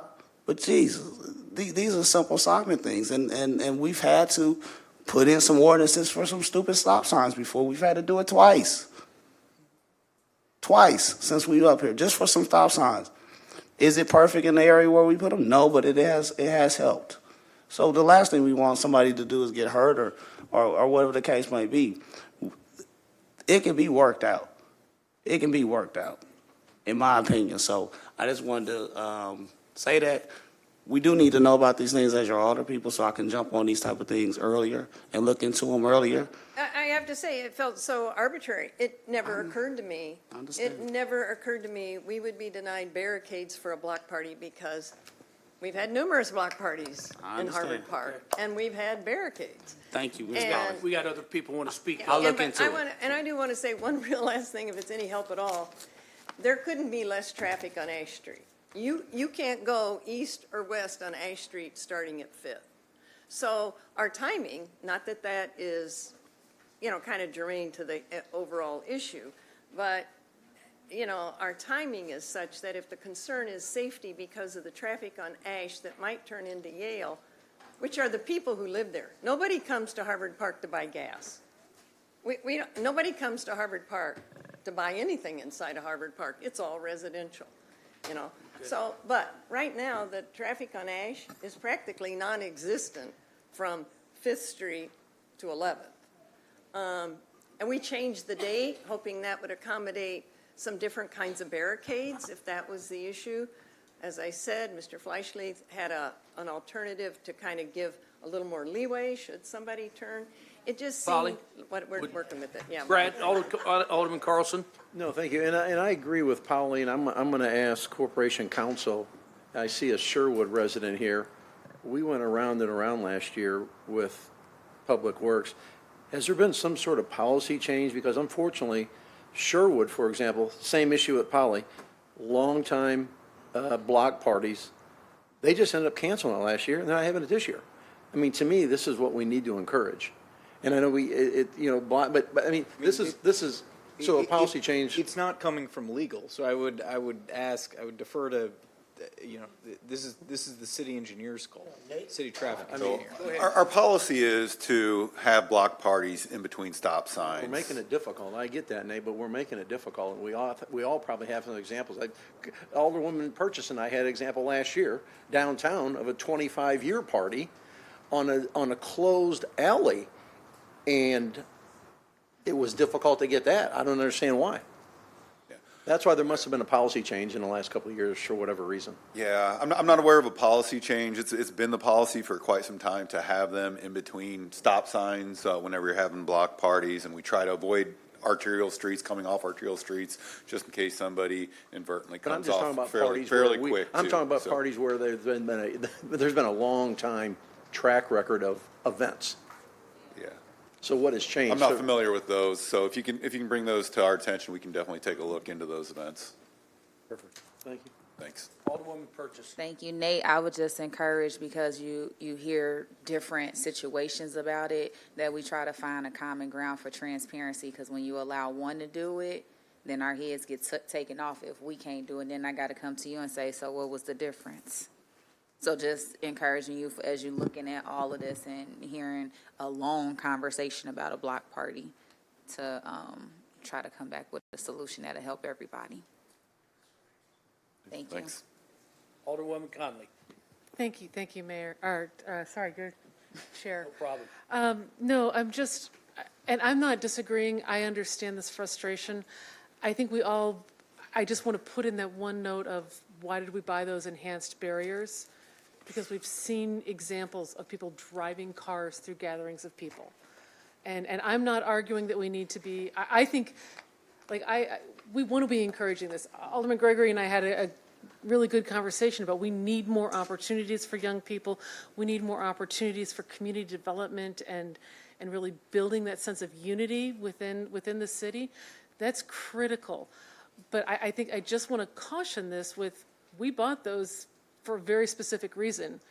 And we don't want to be added to the communities that have seen someone drive a car through something really positive and like that. So I guess I'm not disagreeing with the concept that we need to, I want more, we do want to encourage these parties. I also want to say we have to understand why we made that purchase, why we had those concerns, and how that's a list we don't want to be on. So anyway, introducing a downer note into what should really be a fabulous thing, which are these neighborhood parties. Thank you, Chair. Clerk. I agree with that. Diana Nguyen. That's a good idea. Diana Nguyen. Okay, next. Michael Walton. Hi, Mr. Walton. Evening, Chief.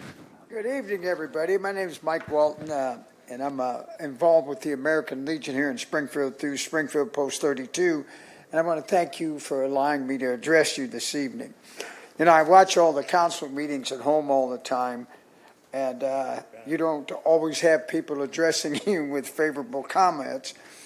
But I want to change that tonight. I'm here to thank you and to also lay praise on the Springfield Convention and Visitors Bureau, Mr. Scott Dahl over there, Paula Antonacci, and of course, Mayor Busher. Give you some background. Way back in 1985, I worked with the Springfield Convention and Visitors Bureau to attempt to bring back the American Legion Family State Conventions to Springfield because they hadn't been here for 30 years. But we were successful, and our American Legion Family Conventions returned to Springfield in 1988. And since that time, we've had our annual state conventions here 27 times, which says a lot about the city of Springfield. It says a lot about the Convention and Visitors Bureau, our hotels, the convention centers, and our citizens, because we believe Springfield is a very, very veteran-friendly community. And I'm sure that the economic impact of those 27 conventions has really been favorable to our entire city. This year, we experienced the unexpected closing of the Wyndham Hotel. And we experienced a lot of obstacles when that happened because that was our headquarters hotel. But thanks to you council members and Mayor Busher, the Springfield Convention and Visitors Bureau, Melinda Mounts and her team at the Springfield Abraham Lincoln Doubletree Hotel, we were able to work through those problems, and we held three American Legion family conventions here in Springfield with very, very minimal problems. We're returning again in July of 26, and I, along with Scott Dahl and Paula Antonacci, are preparing another proposal to attempt to bring them back in July of 2027. So again, thanks to all of you, and please all of you, keep up the outstanding work that you're all doing for our city. is I'm part of that silent majority that actually appreciates what you do. Thank you. Thank you, Chief. Alan Stuffings?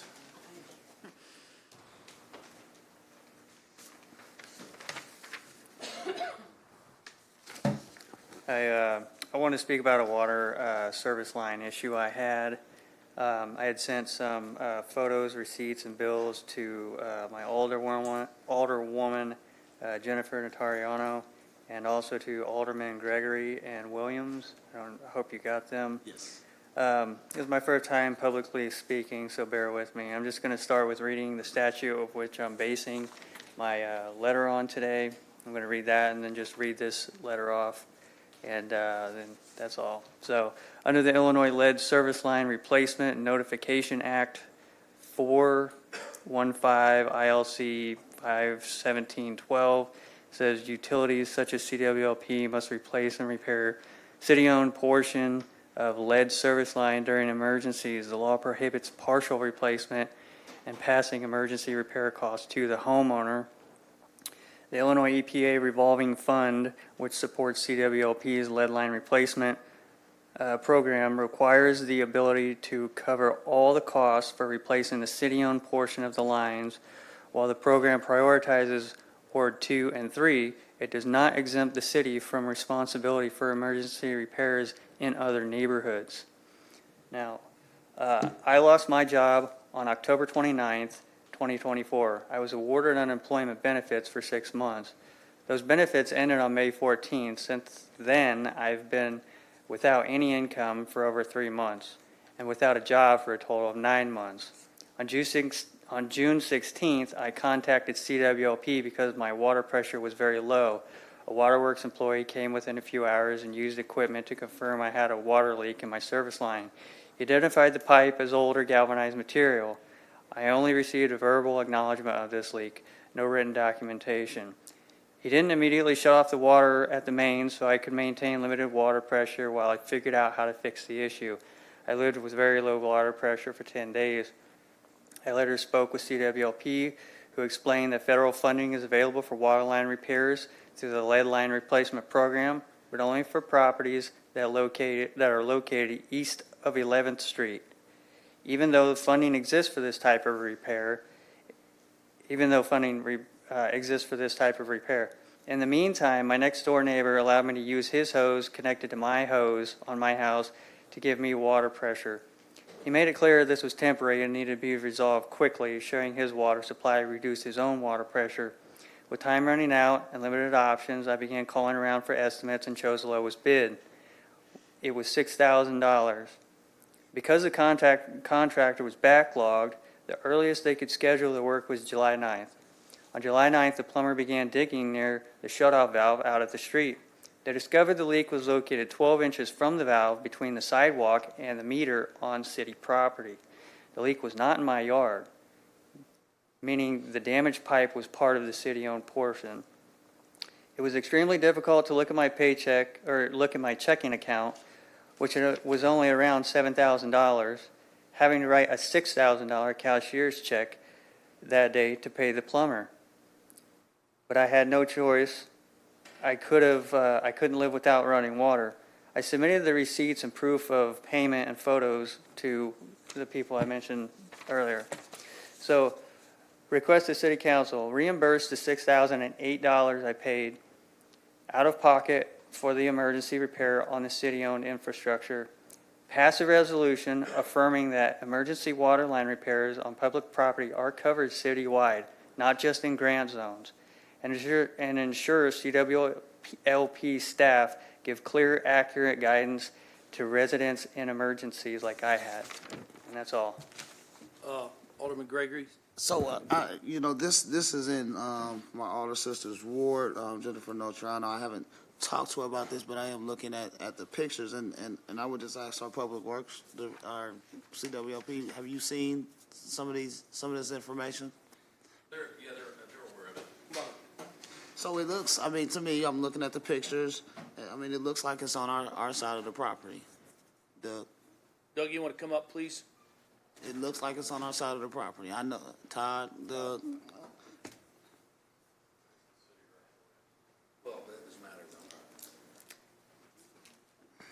We believe that it's in the city right of way, but that's not by city code. If you look at the city code, it is the owner's line goes to the meter, the curb stop. And that's what they're responsible for. So wherever that's placed is, usually it's in the right of way area, but they're responsible to that point, yes. And the leak was on the owner's side. Okay. Well, I mean, the pictures that he's showing is showing it in the right of way. So I think, here's another thing, this right of way thing. I know we got it. I don't know how we got here. I was probably well before my time, Chuck. But I will say that it's causing a problem because we got situations like this. Some people don't cut the grass on the right of way, trees on the right of way. We expect the homeowner to take care of it and stuff, but all the time it can't be. So now the right of way is just, just crazy. So we got to look at that of what we do. I mean, looking at the pictures, it looks like it's on our right of way. So most people feel like that's ours. We treat it as ours. When trees, they can't cut a tree down on the right of way. If they try to cut a tree down, we'll fine them. We'll say something about them cutting down a tree on the right of way. If they don't cut the right of way, so I don't think there's any doubt that it was in the right of way. Okay. Right? I mean, I don't think there's any question about that. If you go to section 52.35 of city code, essentially what it says is the point of demarcation is the curb stop or meter pit. In this case, an older home, it's the curb stop. So, and you can tell that you can differentiate between what was installed by the city, what was installed by the private homeowner way back when, whether it be 50, 60 years ago, and that the city portion is a lead service line, and on the other side of the curb stop, it's galvanized, which is typically was used by the private plumbing contractor. So there's no doubt that it's in the right of way, but there's also no doubt that the point of demarcation is the curb stop, both by practice and by city code. Well, I'll say this. We need to look at that because we can't have these situations. There's going to be more and more and more. And hopefully when we're putting in our new ones, we need to look at this because I would rather, from a city perspective, their property, our property, our property, hook up right there because all of this is going to keep causing problems and problems. You see what I just sent you another topic on a contractor don't clean up after. I'm telling you, I am just over it. All of this crap. This not only CWLP or grass, the houses. I'm tired. I'm sick of it. This ain't the first time we dealt with different silly situations. Rockford got a situation, liner blowout, woman's house got poop all at the bottom of the thing. It's just some of this stuff is just getting ridiculous. It's really getting to me because we shouldn't. So now this gentleman here, he just said he ain't got no job, so he's sitting there out of $6,000 for something that is really on our property. But we got a technicality in our code, and we done done it like that. So I'm just saying, I hope that we can look at whatever funds, whatever. And I'm gonna say this, yes. I want to see lead water services lines replaced in Ward 2 and Ward 3 in the areas that we really need it. But we ain't going to get to those numbers that we need to. We don't got enough contractors even if we go out. So at times when people like that, we need to look at how we help other areas of our city with whatever funds. If Amy got something or whatever, we can't have everybody looking at well, they only going to do these for Ward 2 and Ward 3. No, we need to look at anybody in our city that needs our help in these type of situations, for sure. Yes, ours need to be replaced. Yes, we got the most of them because we haven't replaced them. But that doesn't mean the rest of the city in areas like where he's at. He's in Passfield, an older area. It's not too far. The next census tract, it'll probably be Ward 2. So that's just my take on it. No, I and appreciate I agree. your I hard mean, work. there's additional funding certainly needed for lead service line replacement. All right. I I appreciate think we're in it. agreement with that. I appreciate you, sir. Yep. Along those lines, I'm going to interrupt you, Alderman Williams, but, we just had a big rate increase. We're getting all these grants for all this lead line replacement, and again, we're picking and choosing where we say, we're going to replace this and we're going to help residents. Why not help everybody? Why not, you know, if a guy's, people are, you know, 2 foot from the meter, you know, again, you know, we talk about we need this rate increase because our fund's terrible. We haven't seen one iota from your reports in how long, Doug, or Todd? When's the last time you come up here and told us about these lead line replacements? It was the last Month ago? council meeting, right? Month Yeah, ago? the last You didn't say utility nothing meeting. about how many are done and how many are getting done and how many of these situations we're coming across. That's what's bad. We stick our neck out and you charge our tax rate or ratepayers money, but then again, you know, we get 2 foot of line. Why don't we run a copper line to it and fix it for him? Pretty simple. So, yeah, I mean, the $6,000 was to bring a private service line from the curb stop into the home, right? So it was, I don't know how many feet, let's say 80 feet, 60, 100 feet of private service line, right? Excuse It me, wasn't hold on. the The 2 feet. gentleman just said, you were told it was 2 foot away from the meter. It was 12 inches away From the meter pit. I'm talking about the $6,000 where that was expended, right? It was to replace the entirety of the line. And by the code he recited, you have to replace the entirety of the line once you disturb these types of lead service lines. They're galvanized downstream of lead. But there was some progress report in the last utility committee meeting. So, I mean, we could certainly do that more frequently. Alderman Williams? Yeah, so I got your information, sir. And I did look at everything, you know, and it kind of reminded me of similar situation, you know, the water main was under an alley several feet down, and then it crossed over and went to the next block. City says it was his responsibility, even though it went through all, under that alley and through his neighbor's property over to the next block. Kind of a unique situation, because when we really looked at things, all that land at one time was a farm.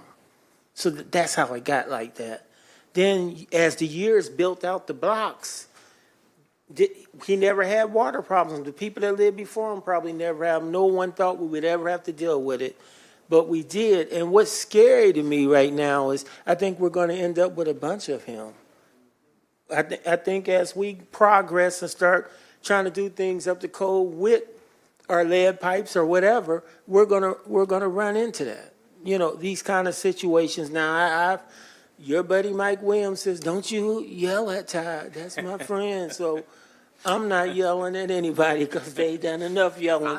I would say that we need to find a way, Director, to have some kind of brainstorm around this issue to try to help citizens fix this. Now, I know that a lot of the monies that we can get in these neighborhoods with these weird setups from it at one time being a farm and things like that may not qualify for TIF or whatever, but I don't know, work with Amy, try to find some different rules. I mean, anything we can to help our citizens, because I feel for them. I understood it when I saw it because I had dealt with it in the future. I just think we owe it to the citizens to come together as all the persons and directors or staff and try to figure this thing out to help our citizens.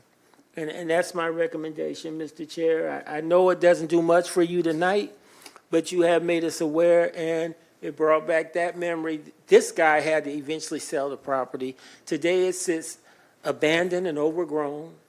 You know what I'm saying? He got it off because he could not afford what it would cost to fix the water problem that he was having. So I don't blame CWLP. I don't blame the citizen. I just think there are certain parts of our city and the way we were set up from, like somebody said, 40 or 50 years ago, these little places ain't nice and neat where this side is the city, this side is the homeowner. Not every block is going to have that. And usually you don't find out until we have these kind of situations. So Right. Now, I'm hoping we can come together and figure something out. Sure, and I think there's a lot of more debate and a lot more discussion that needs to happen specifically with lead and how we're going to finance the balance of the $150 million plus project that's in front of us. We do have some resources, as Alderman Rockford indicated, certainly nowhere near the resources we need to bring 10-year conclusion to that program. But we do need to have, more detailed conversations about it for sure. Thank you. I appreciate you. That's all I have. Thank you, guys. Yep, thank you. Clerk? Ready? Ken Pescia? I'll have Jennifer call you.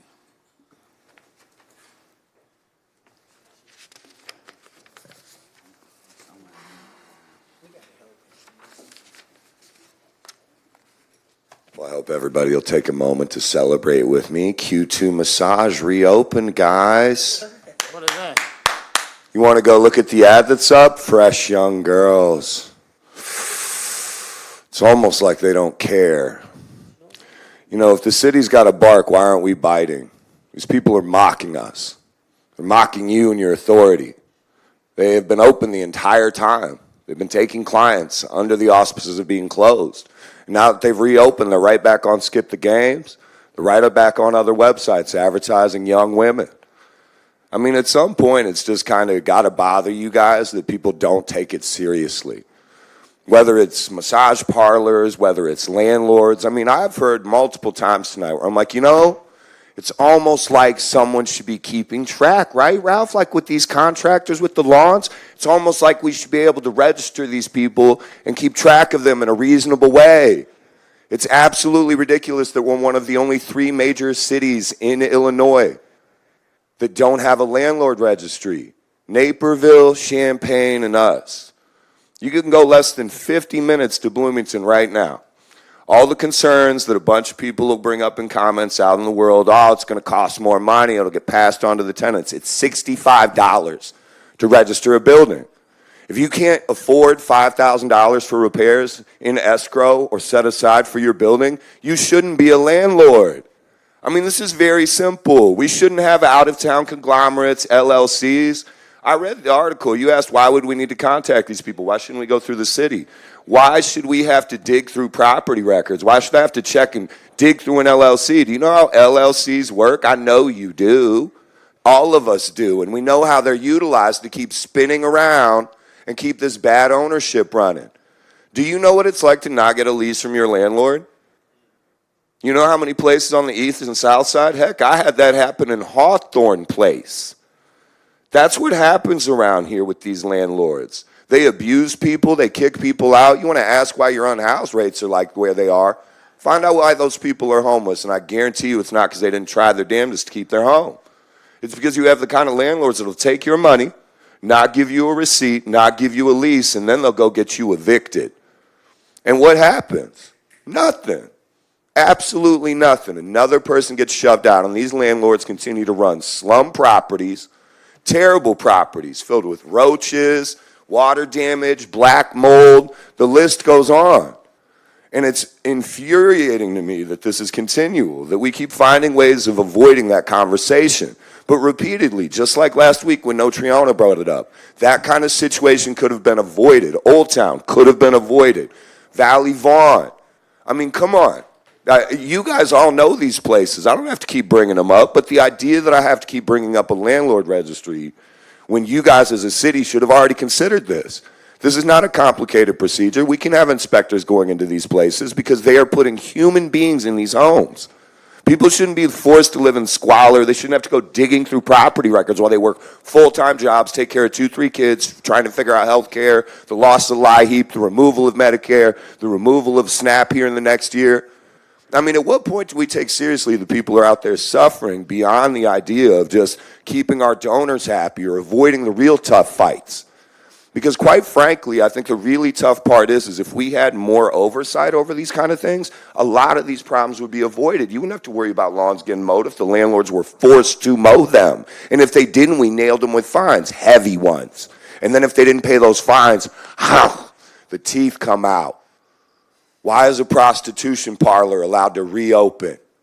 That's absolutely insane. Why are landlords allowed to shuffle around LLCs and continue to allow people to run drugs out of them, continue to exploit poor people in desperate times of need? That's absolutely disgusting. And the idea that we let it go last year with very little discussion and didn't include residential properties in that were only larger commercial properties is a major issue. Because these issues will continue to pop up. And you know why they're going to continue to pop up? Because let's talk about why we haven't had a solid plan for Springfield in decades. And the only person we've ever hired as a city planner just took off on us, didn't they? We don't have a vision for the city because nobody's actually tried to create one. People come to this city and ask me why it's so piecemeal, mismatched, looks like some drunken sailors put it together. Because nobody's ever thought about it too long and hard. The council changes, people get reelected, moved, get better jobs, and we all forget about the problem until it becomes so unavoidable. It's right in front of our faces. Thank you. Thank you, Ken. Thank you. Aaron Cahill. I know you do.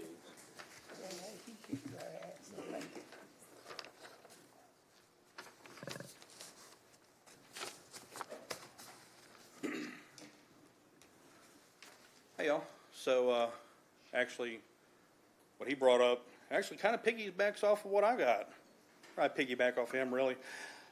Good evening, Mayor, council members, and fellow residents of Springfield. Tonight I come before you as a concerned citizen. But not just as a concerned citizen, but as someone who sees every day the cost of indifference. I'm here to speak on behalf of the unhoused members of our community. Human beings who are far too often dehumanized, discarded, or disappeared into systems that fail to address the root causes of their circumstances. Springfield's not immune to a nationwide crisis of homelessness. It's becoming more and more rampant. Whether it's a man wrapped in a donated sleeping bag on 9th Street or a woman sheltering in a tent by the train tracks with 2 children and nowhere else to go. These are our neighbors, and the time for moral leadership right here in our city is now. But instead of leadership, what we're beginning to witness on the federal level is deeply troubling. There are increasing discussions, quiet but deliberate, about a return to institutionalization. Indeed. This is their response to homelessness. Bills are being introduced that would allow for the involuntary hospitalization of unhoused individuals under the guise of public safety and mental health. Let's be clear, forced institutionalization is not a solution.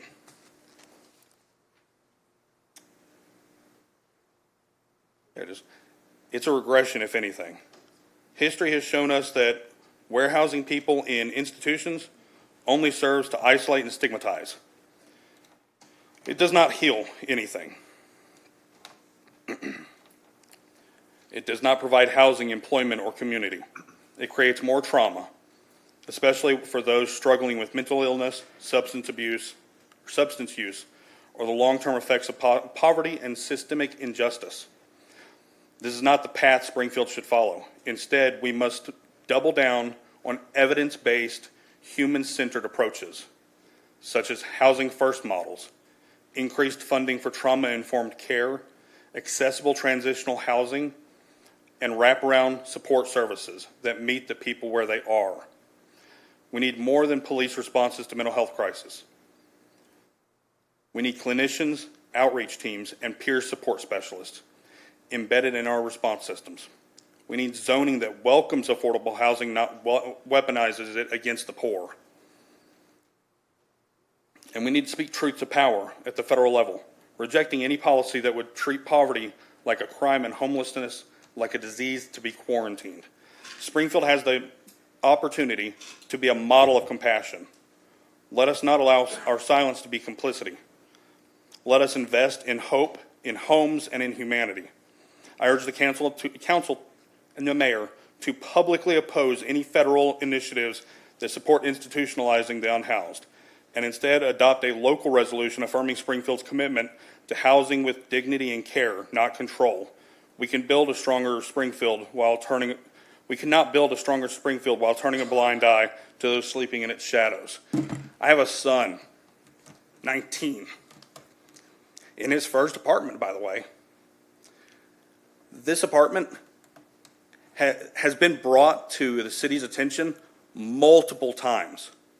I've gone to the city personally the second time in less than a year, for issues with these apartments. They had a bad boiler system. They were without hot water and heat for months, 3 or 4 months. They were without any heat in the dead of winter, this past winter. I dreaded walking to my car after it had been running. But my son was in his apartment. Yeah, I brought him home because I thought it was utter bullshit that this was happening. Same ones, by the way, Hickok's Collection. I'll call them out. They just lost their manager. They don't have a management property. It's an LLC behind an LLC, behind a third LLC, by the way, that is running it out of California, out of a high-rise that they don't even have it registered to them. The grass is overgrown, and they have doors locked, exit doors locked. They have squatters popping up on the 3rd and 4th floors of these apartments because they have nobody managing them, and they have nobody in the city holding them responsible for this. Thank you. Brianna Roberts.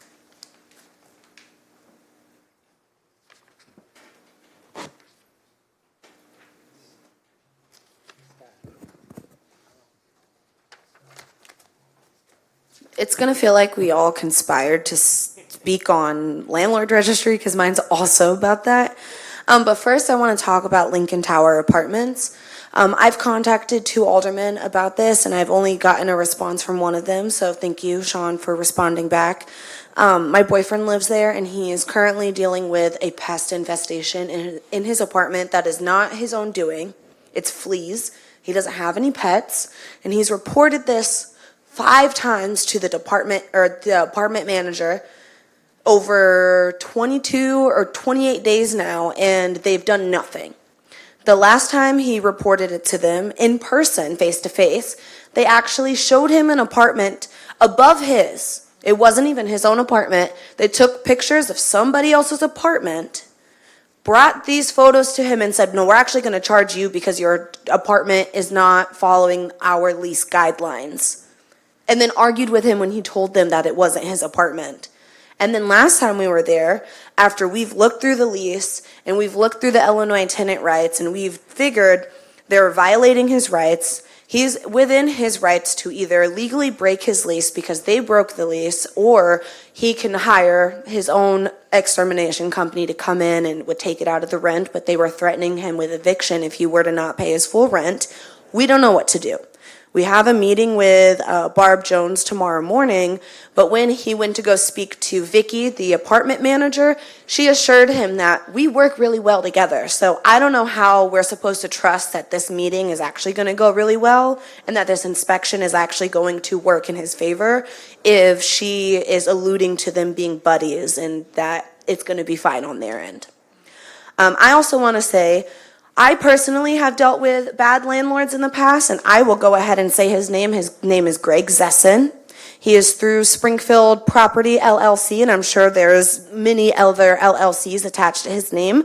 The house that I lived in was on Key Street in Grandview, and it was in terrible condition. The floors were rotting from under us.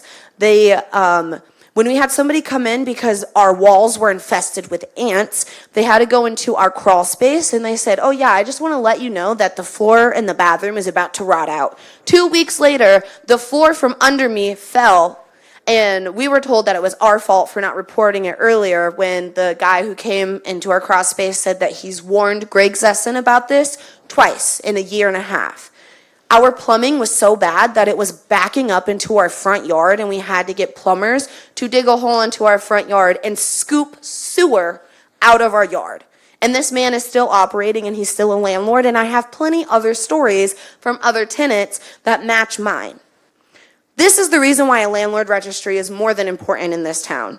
There are cities like Chicago who have their rental registration program, which requires annual registration of all rental units. This is tied to inspections and ensure landlords can't hide behind LLCs, which is something that happens here all the time. In Minneapolis, it requires rental licenses with inspections with tiered risk scores. Repeat offenders are placed on a watch list, and this protects renters. This isn't just us saying, oh, we want landlords on a registry so we could be nosy. This is actually something that I think should already be written in Illinois tenants' rights, that we should have easy, accessible information about what our landlords own, what they have been reported for, what they have failed to do, how many times they have had, they've been sued. But when we talked about it, I don't know, was it 2 years ago? It was a 4-6 vote on a no. And we allowed people who own property, who is also a landlord, to vote on that as well. That seems like a conflict of interest to me, but that's just my opinion. Landlord registries protects people like the elderly, the disabled, single parents, low-income families, and anybody who just doesn't have money to drop at a dime to break their lease or to go out and find somebody to fix their landlord's problems for them. If we had a landlord registry, my boyfriend would not have to pay rent for an apartment that he has not stayed in for a month. I would have never had to deal with the floor rotting from under me and ants crawling out of my shower wall. And other Springfield citizens would not have had to deal with the treatments that we have from our landlords because there is no regulation. I think it is more than time that we bring the conversation back about a landlord registry and seriously consider voting a yes this time. Thank you. Thank you. Robert Frazier. Thank you.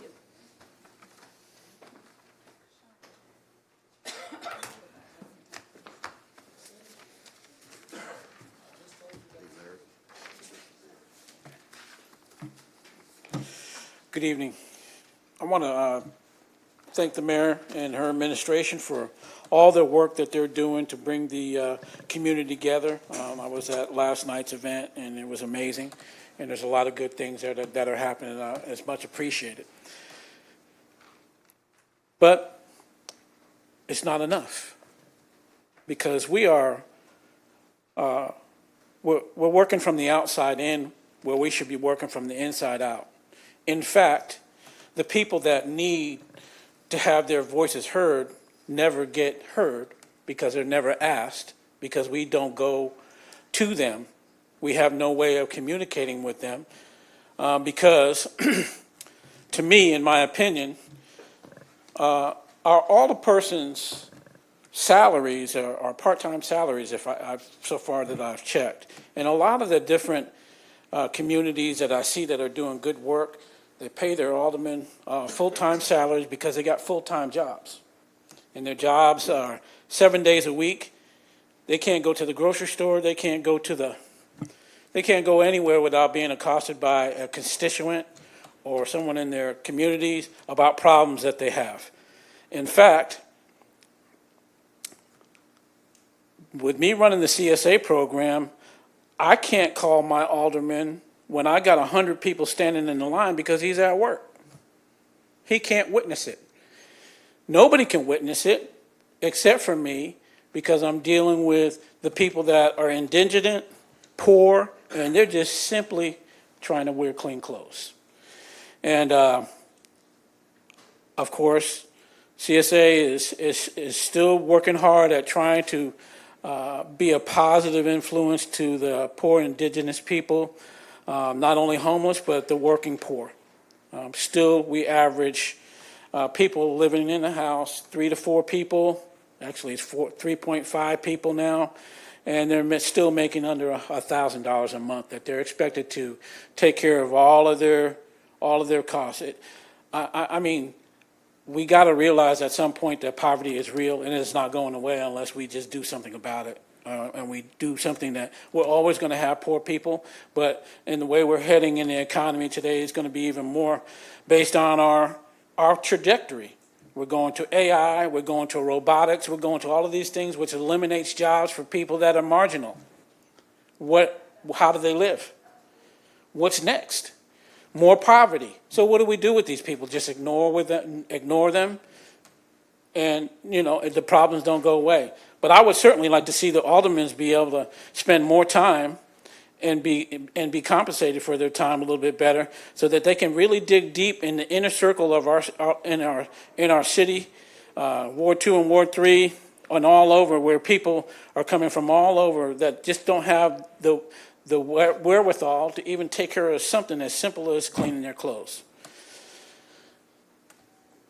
I advocate for that. I don't know how it works. I don't know, what the future is on that. But as we go forward, these situations are only going to get worse.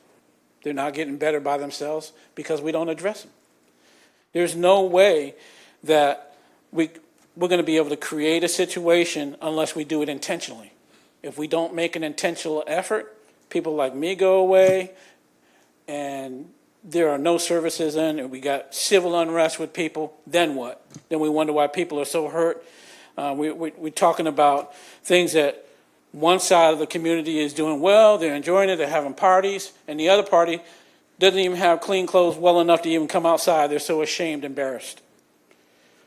Let's do something different.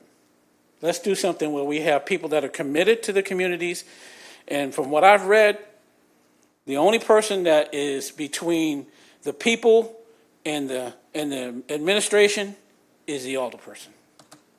That person has the responsibility of bringing what the people need to the administration so that they can see what we can do to work out and help people. People like me come up and I got my 5 minutes, they listen. People, some people pat me on the back and say, hey, good job, all that stuff. But, what is actually getting done is what we're doing, and that's it. We still look for support. We appreciate everybody that has been supporting us. With God's energy and will, we'll continue to move forward. And we just look forward to work together as a community to get things done for the people that need it. Thank you. Thank you, Robert. Anything else? Committee? Motion to adjourn? Second. All in favor? Aye.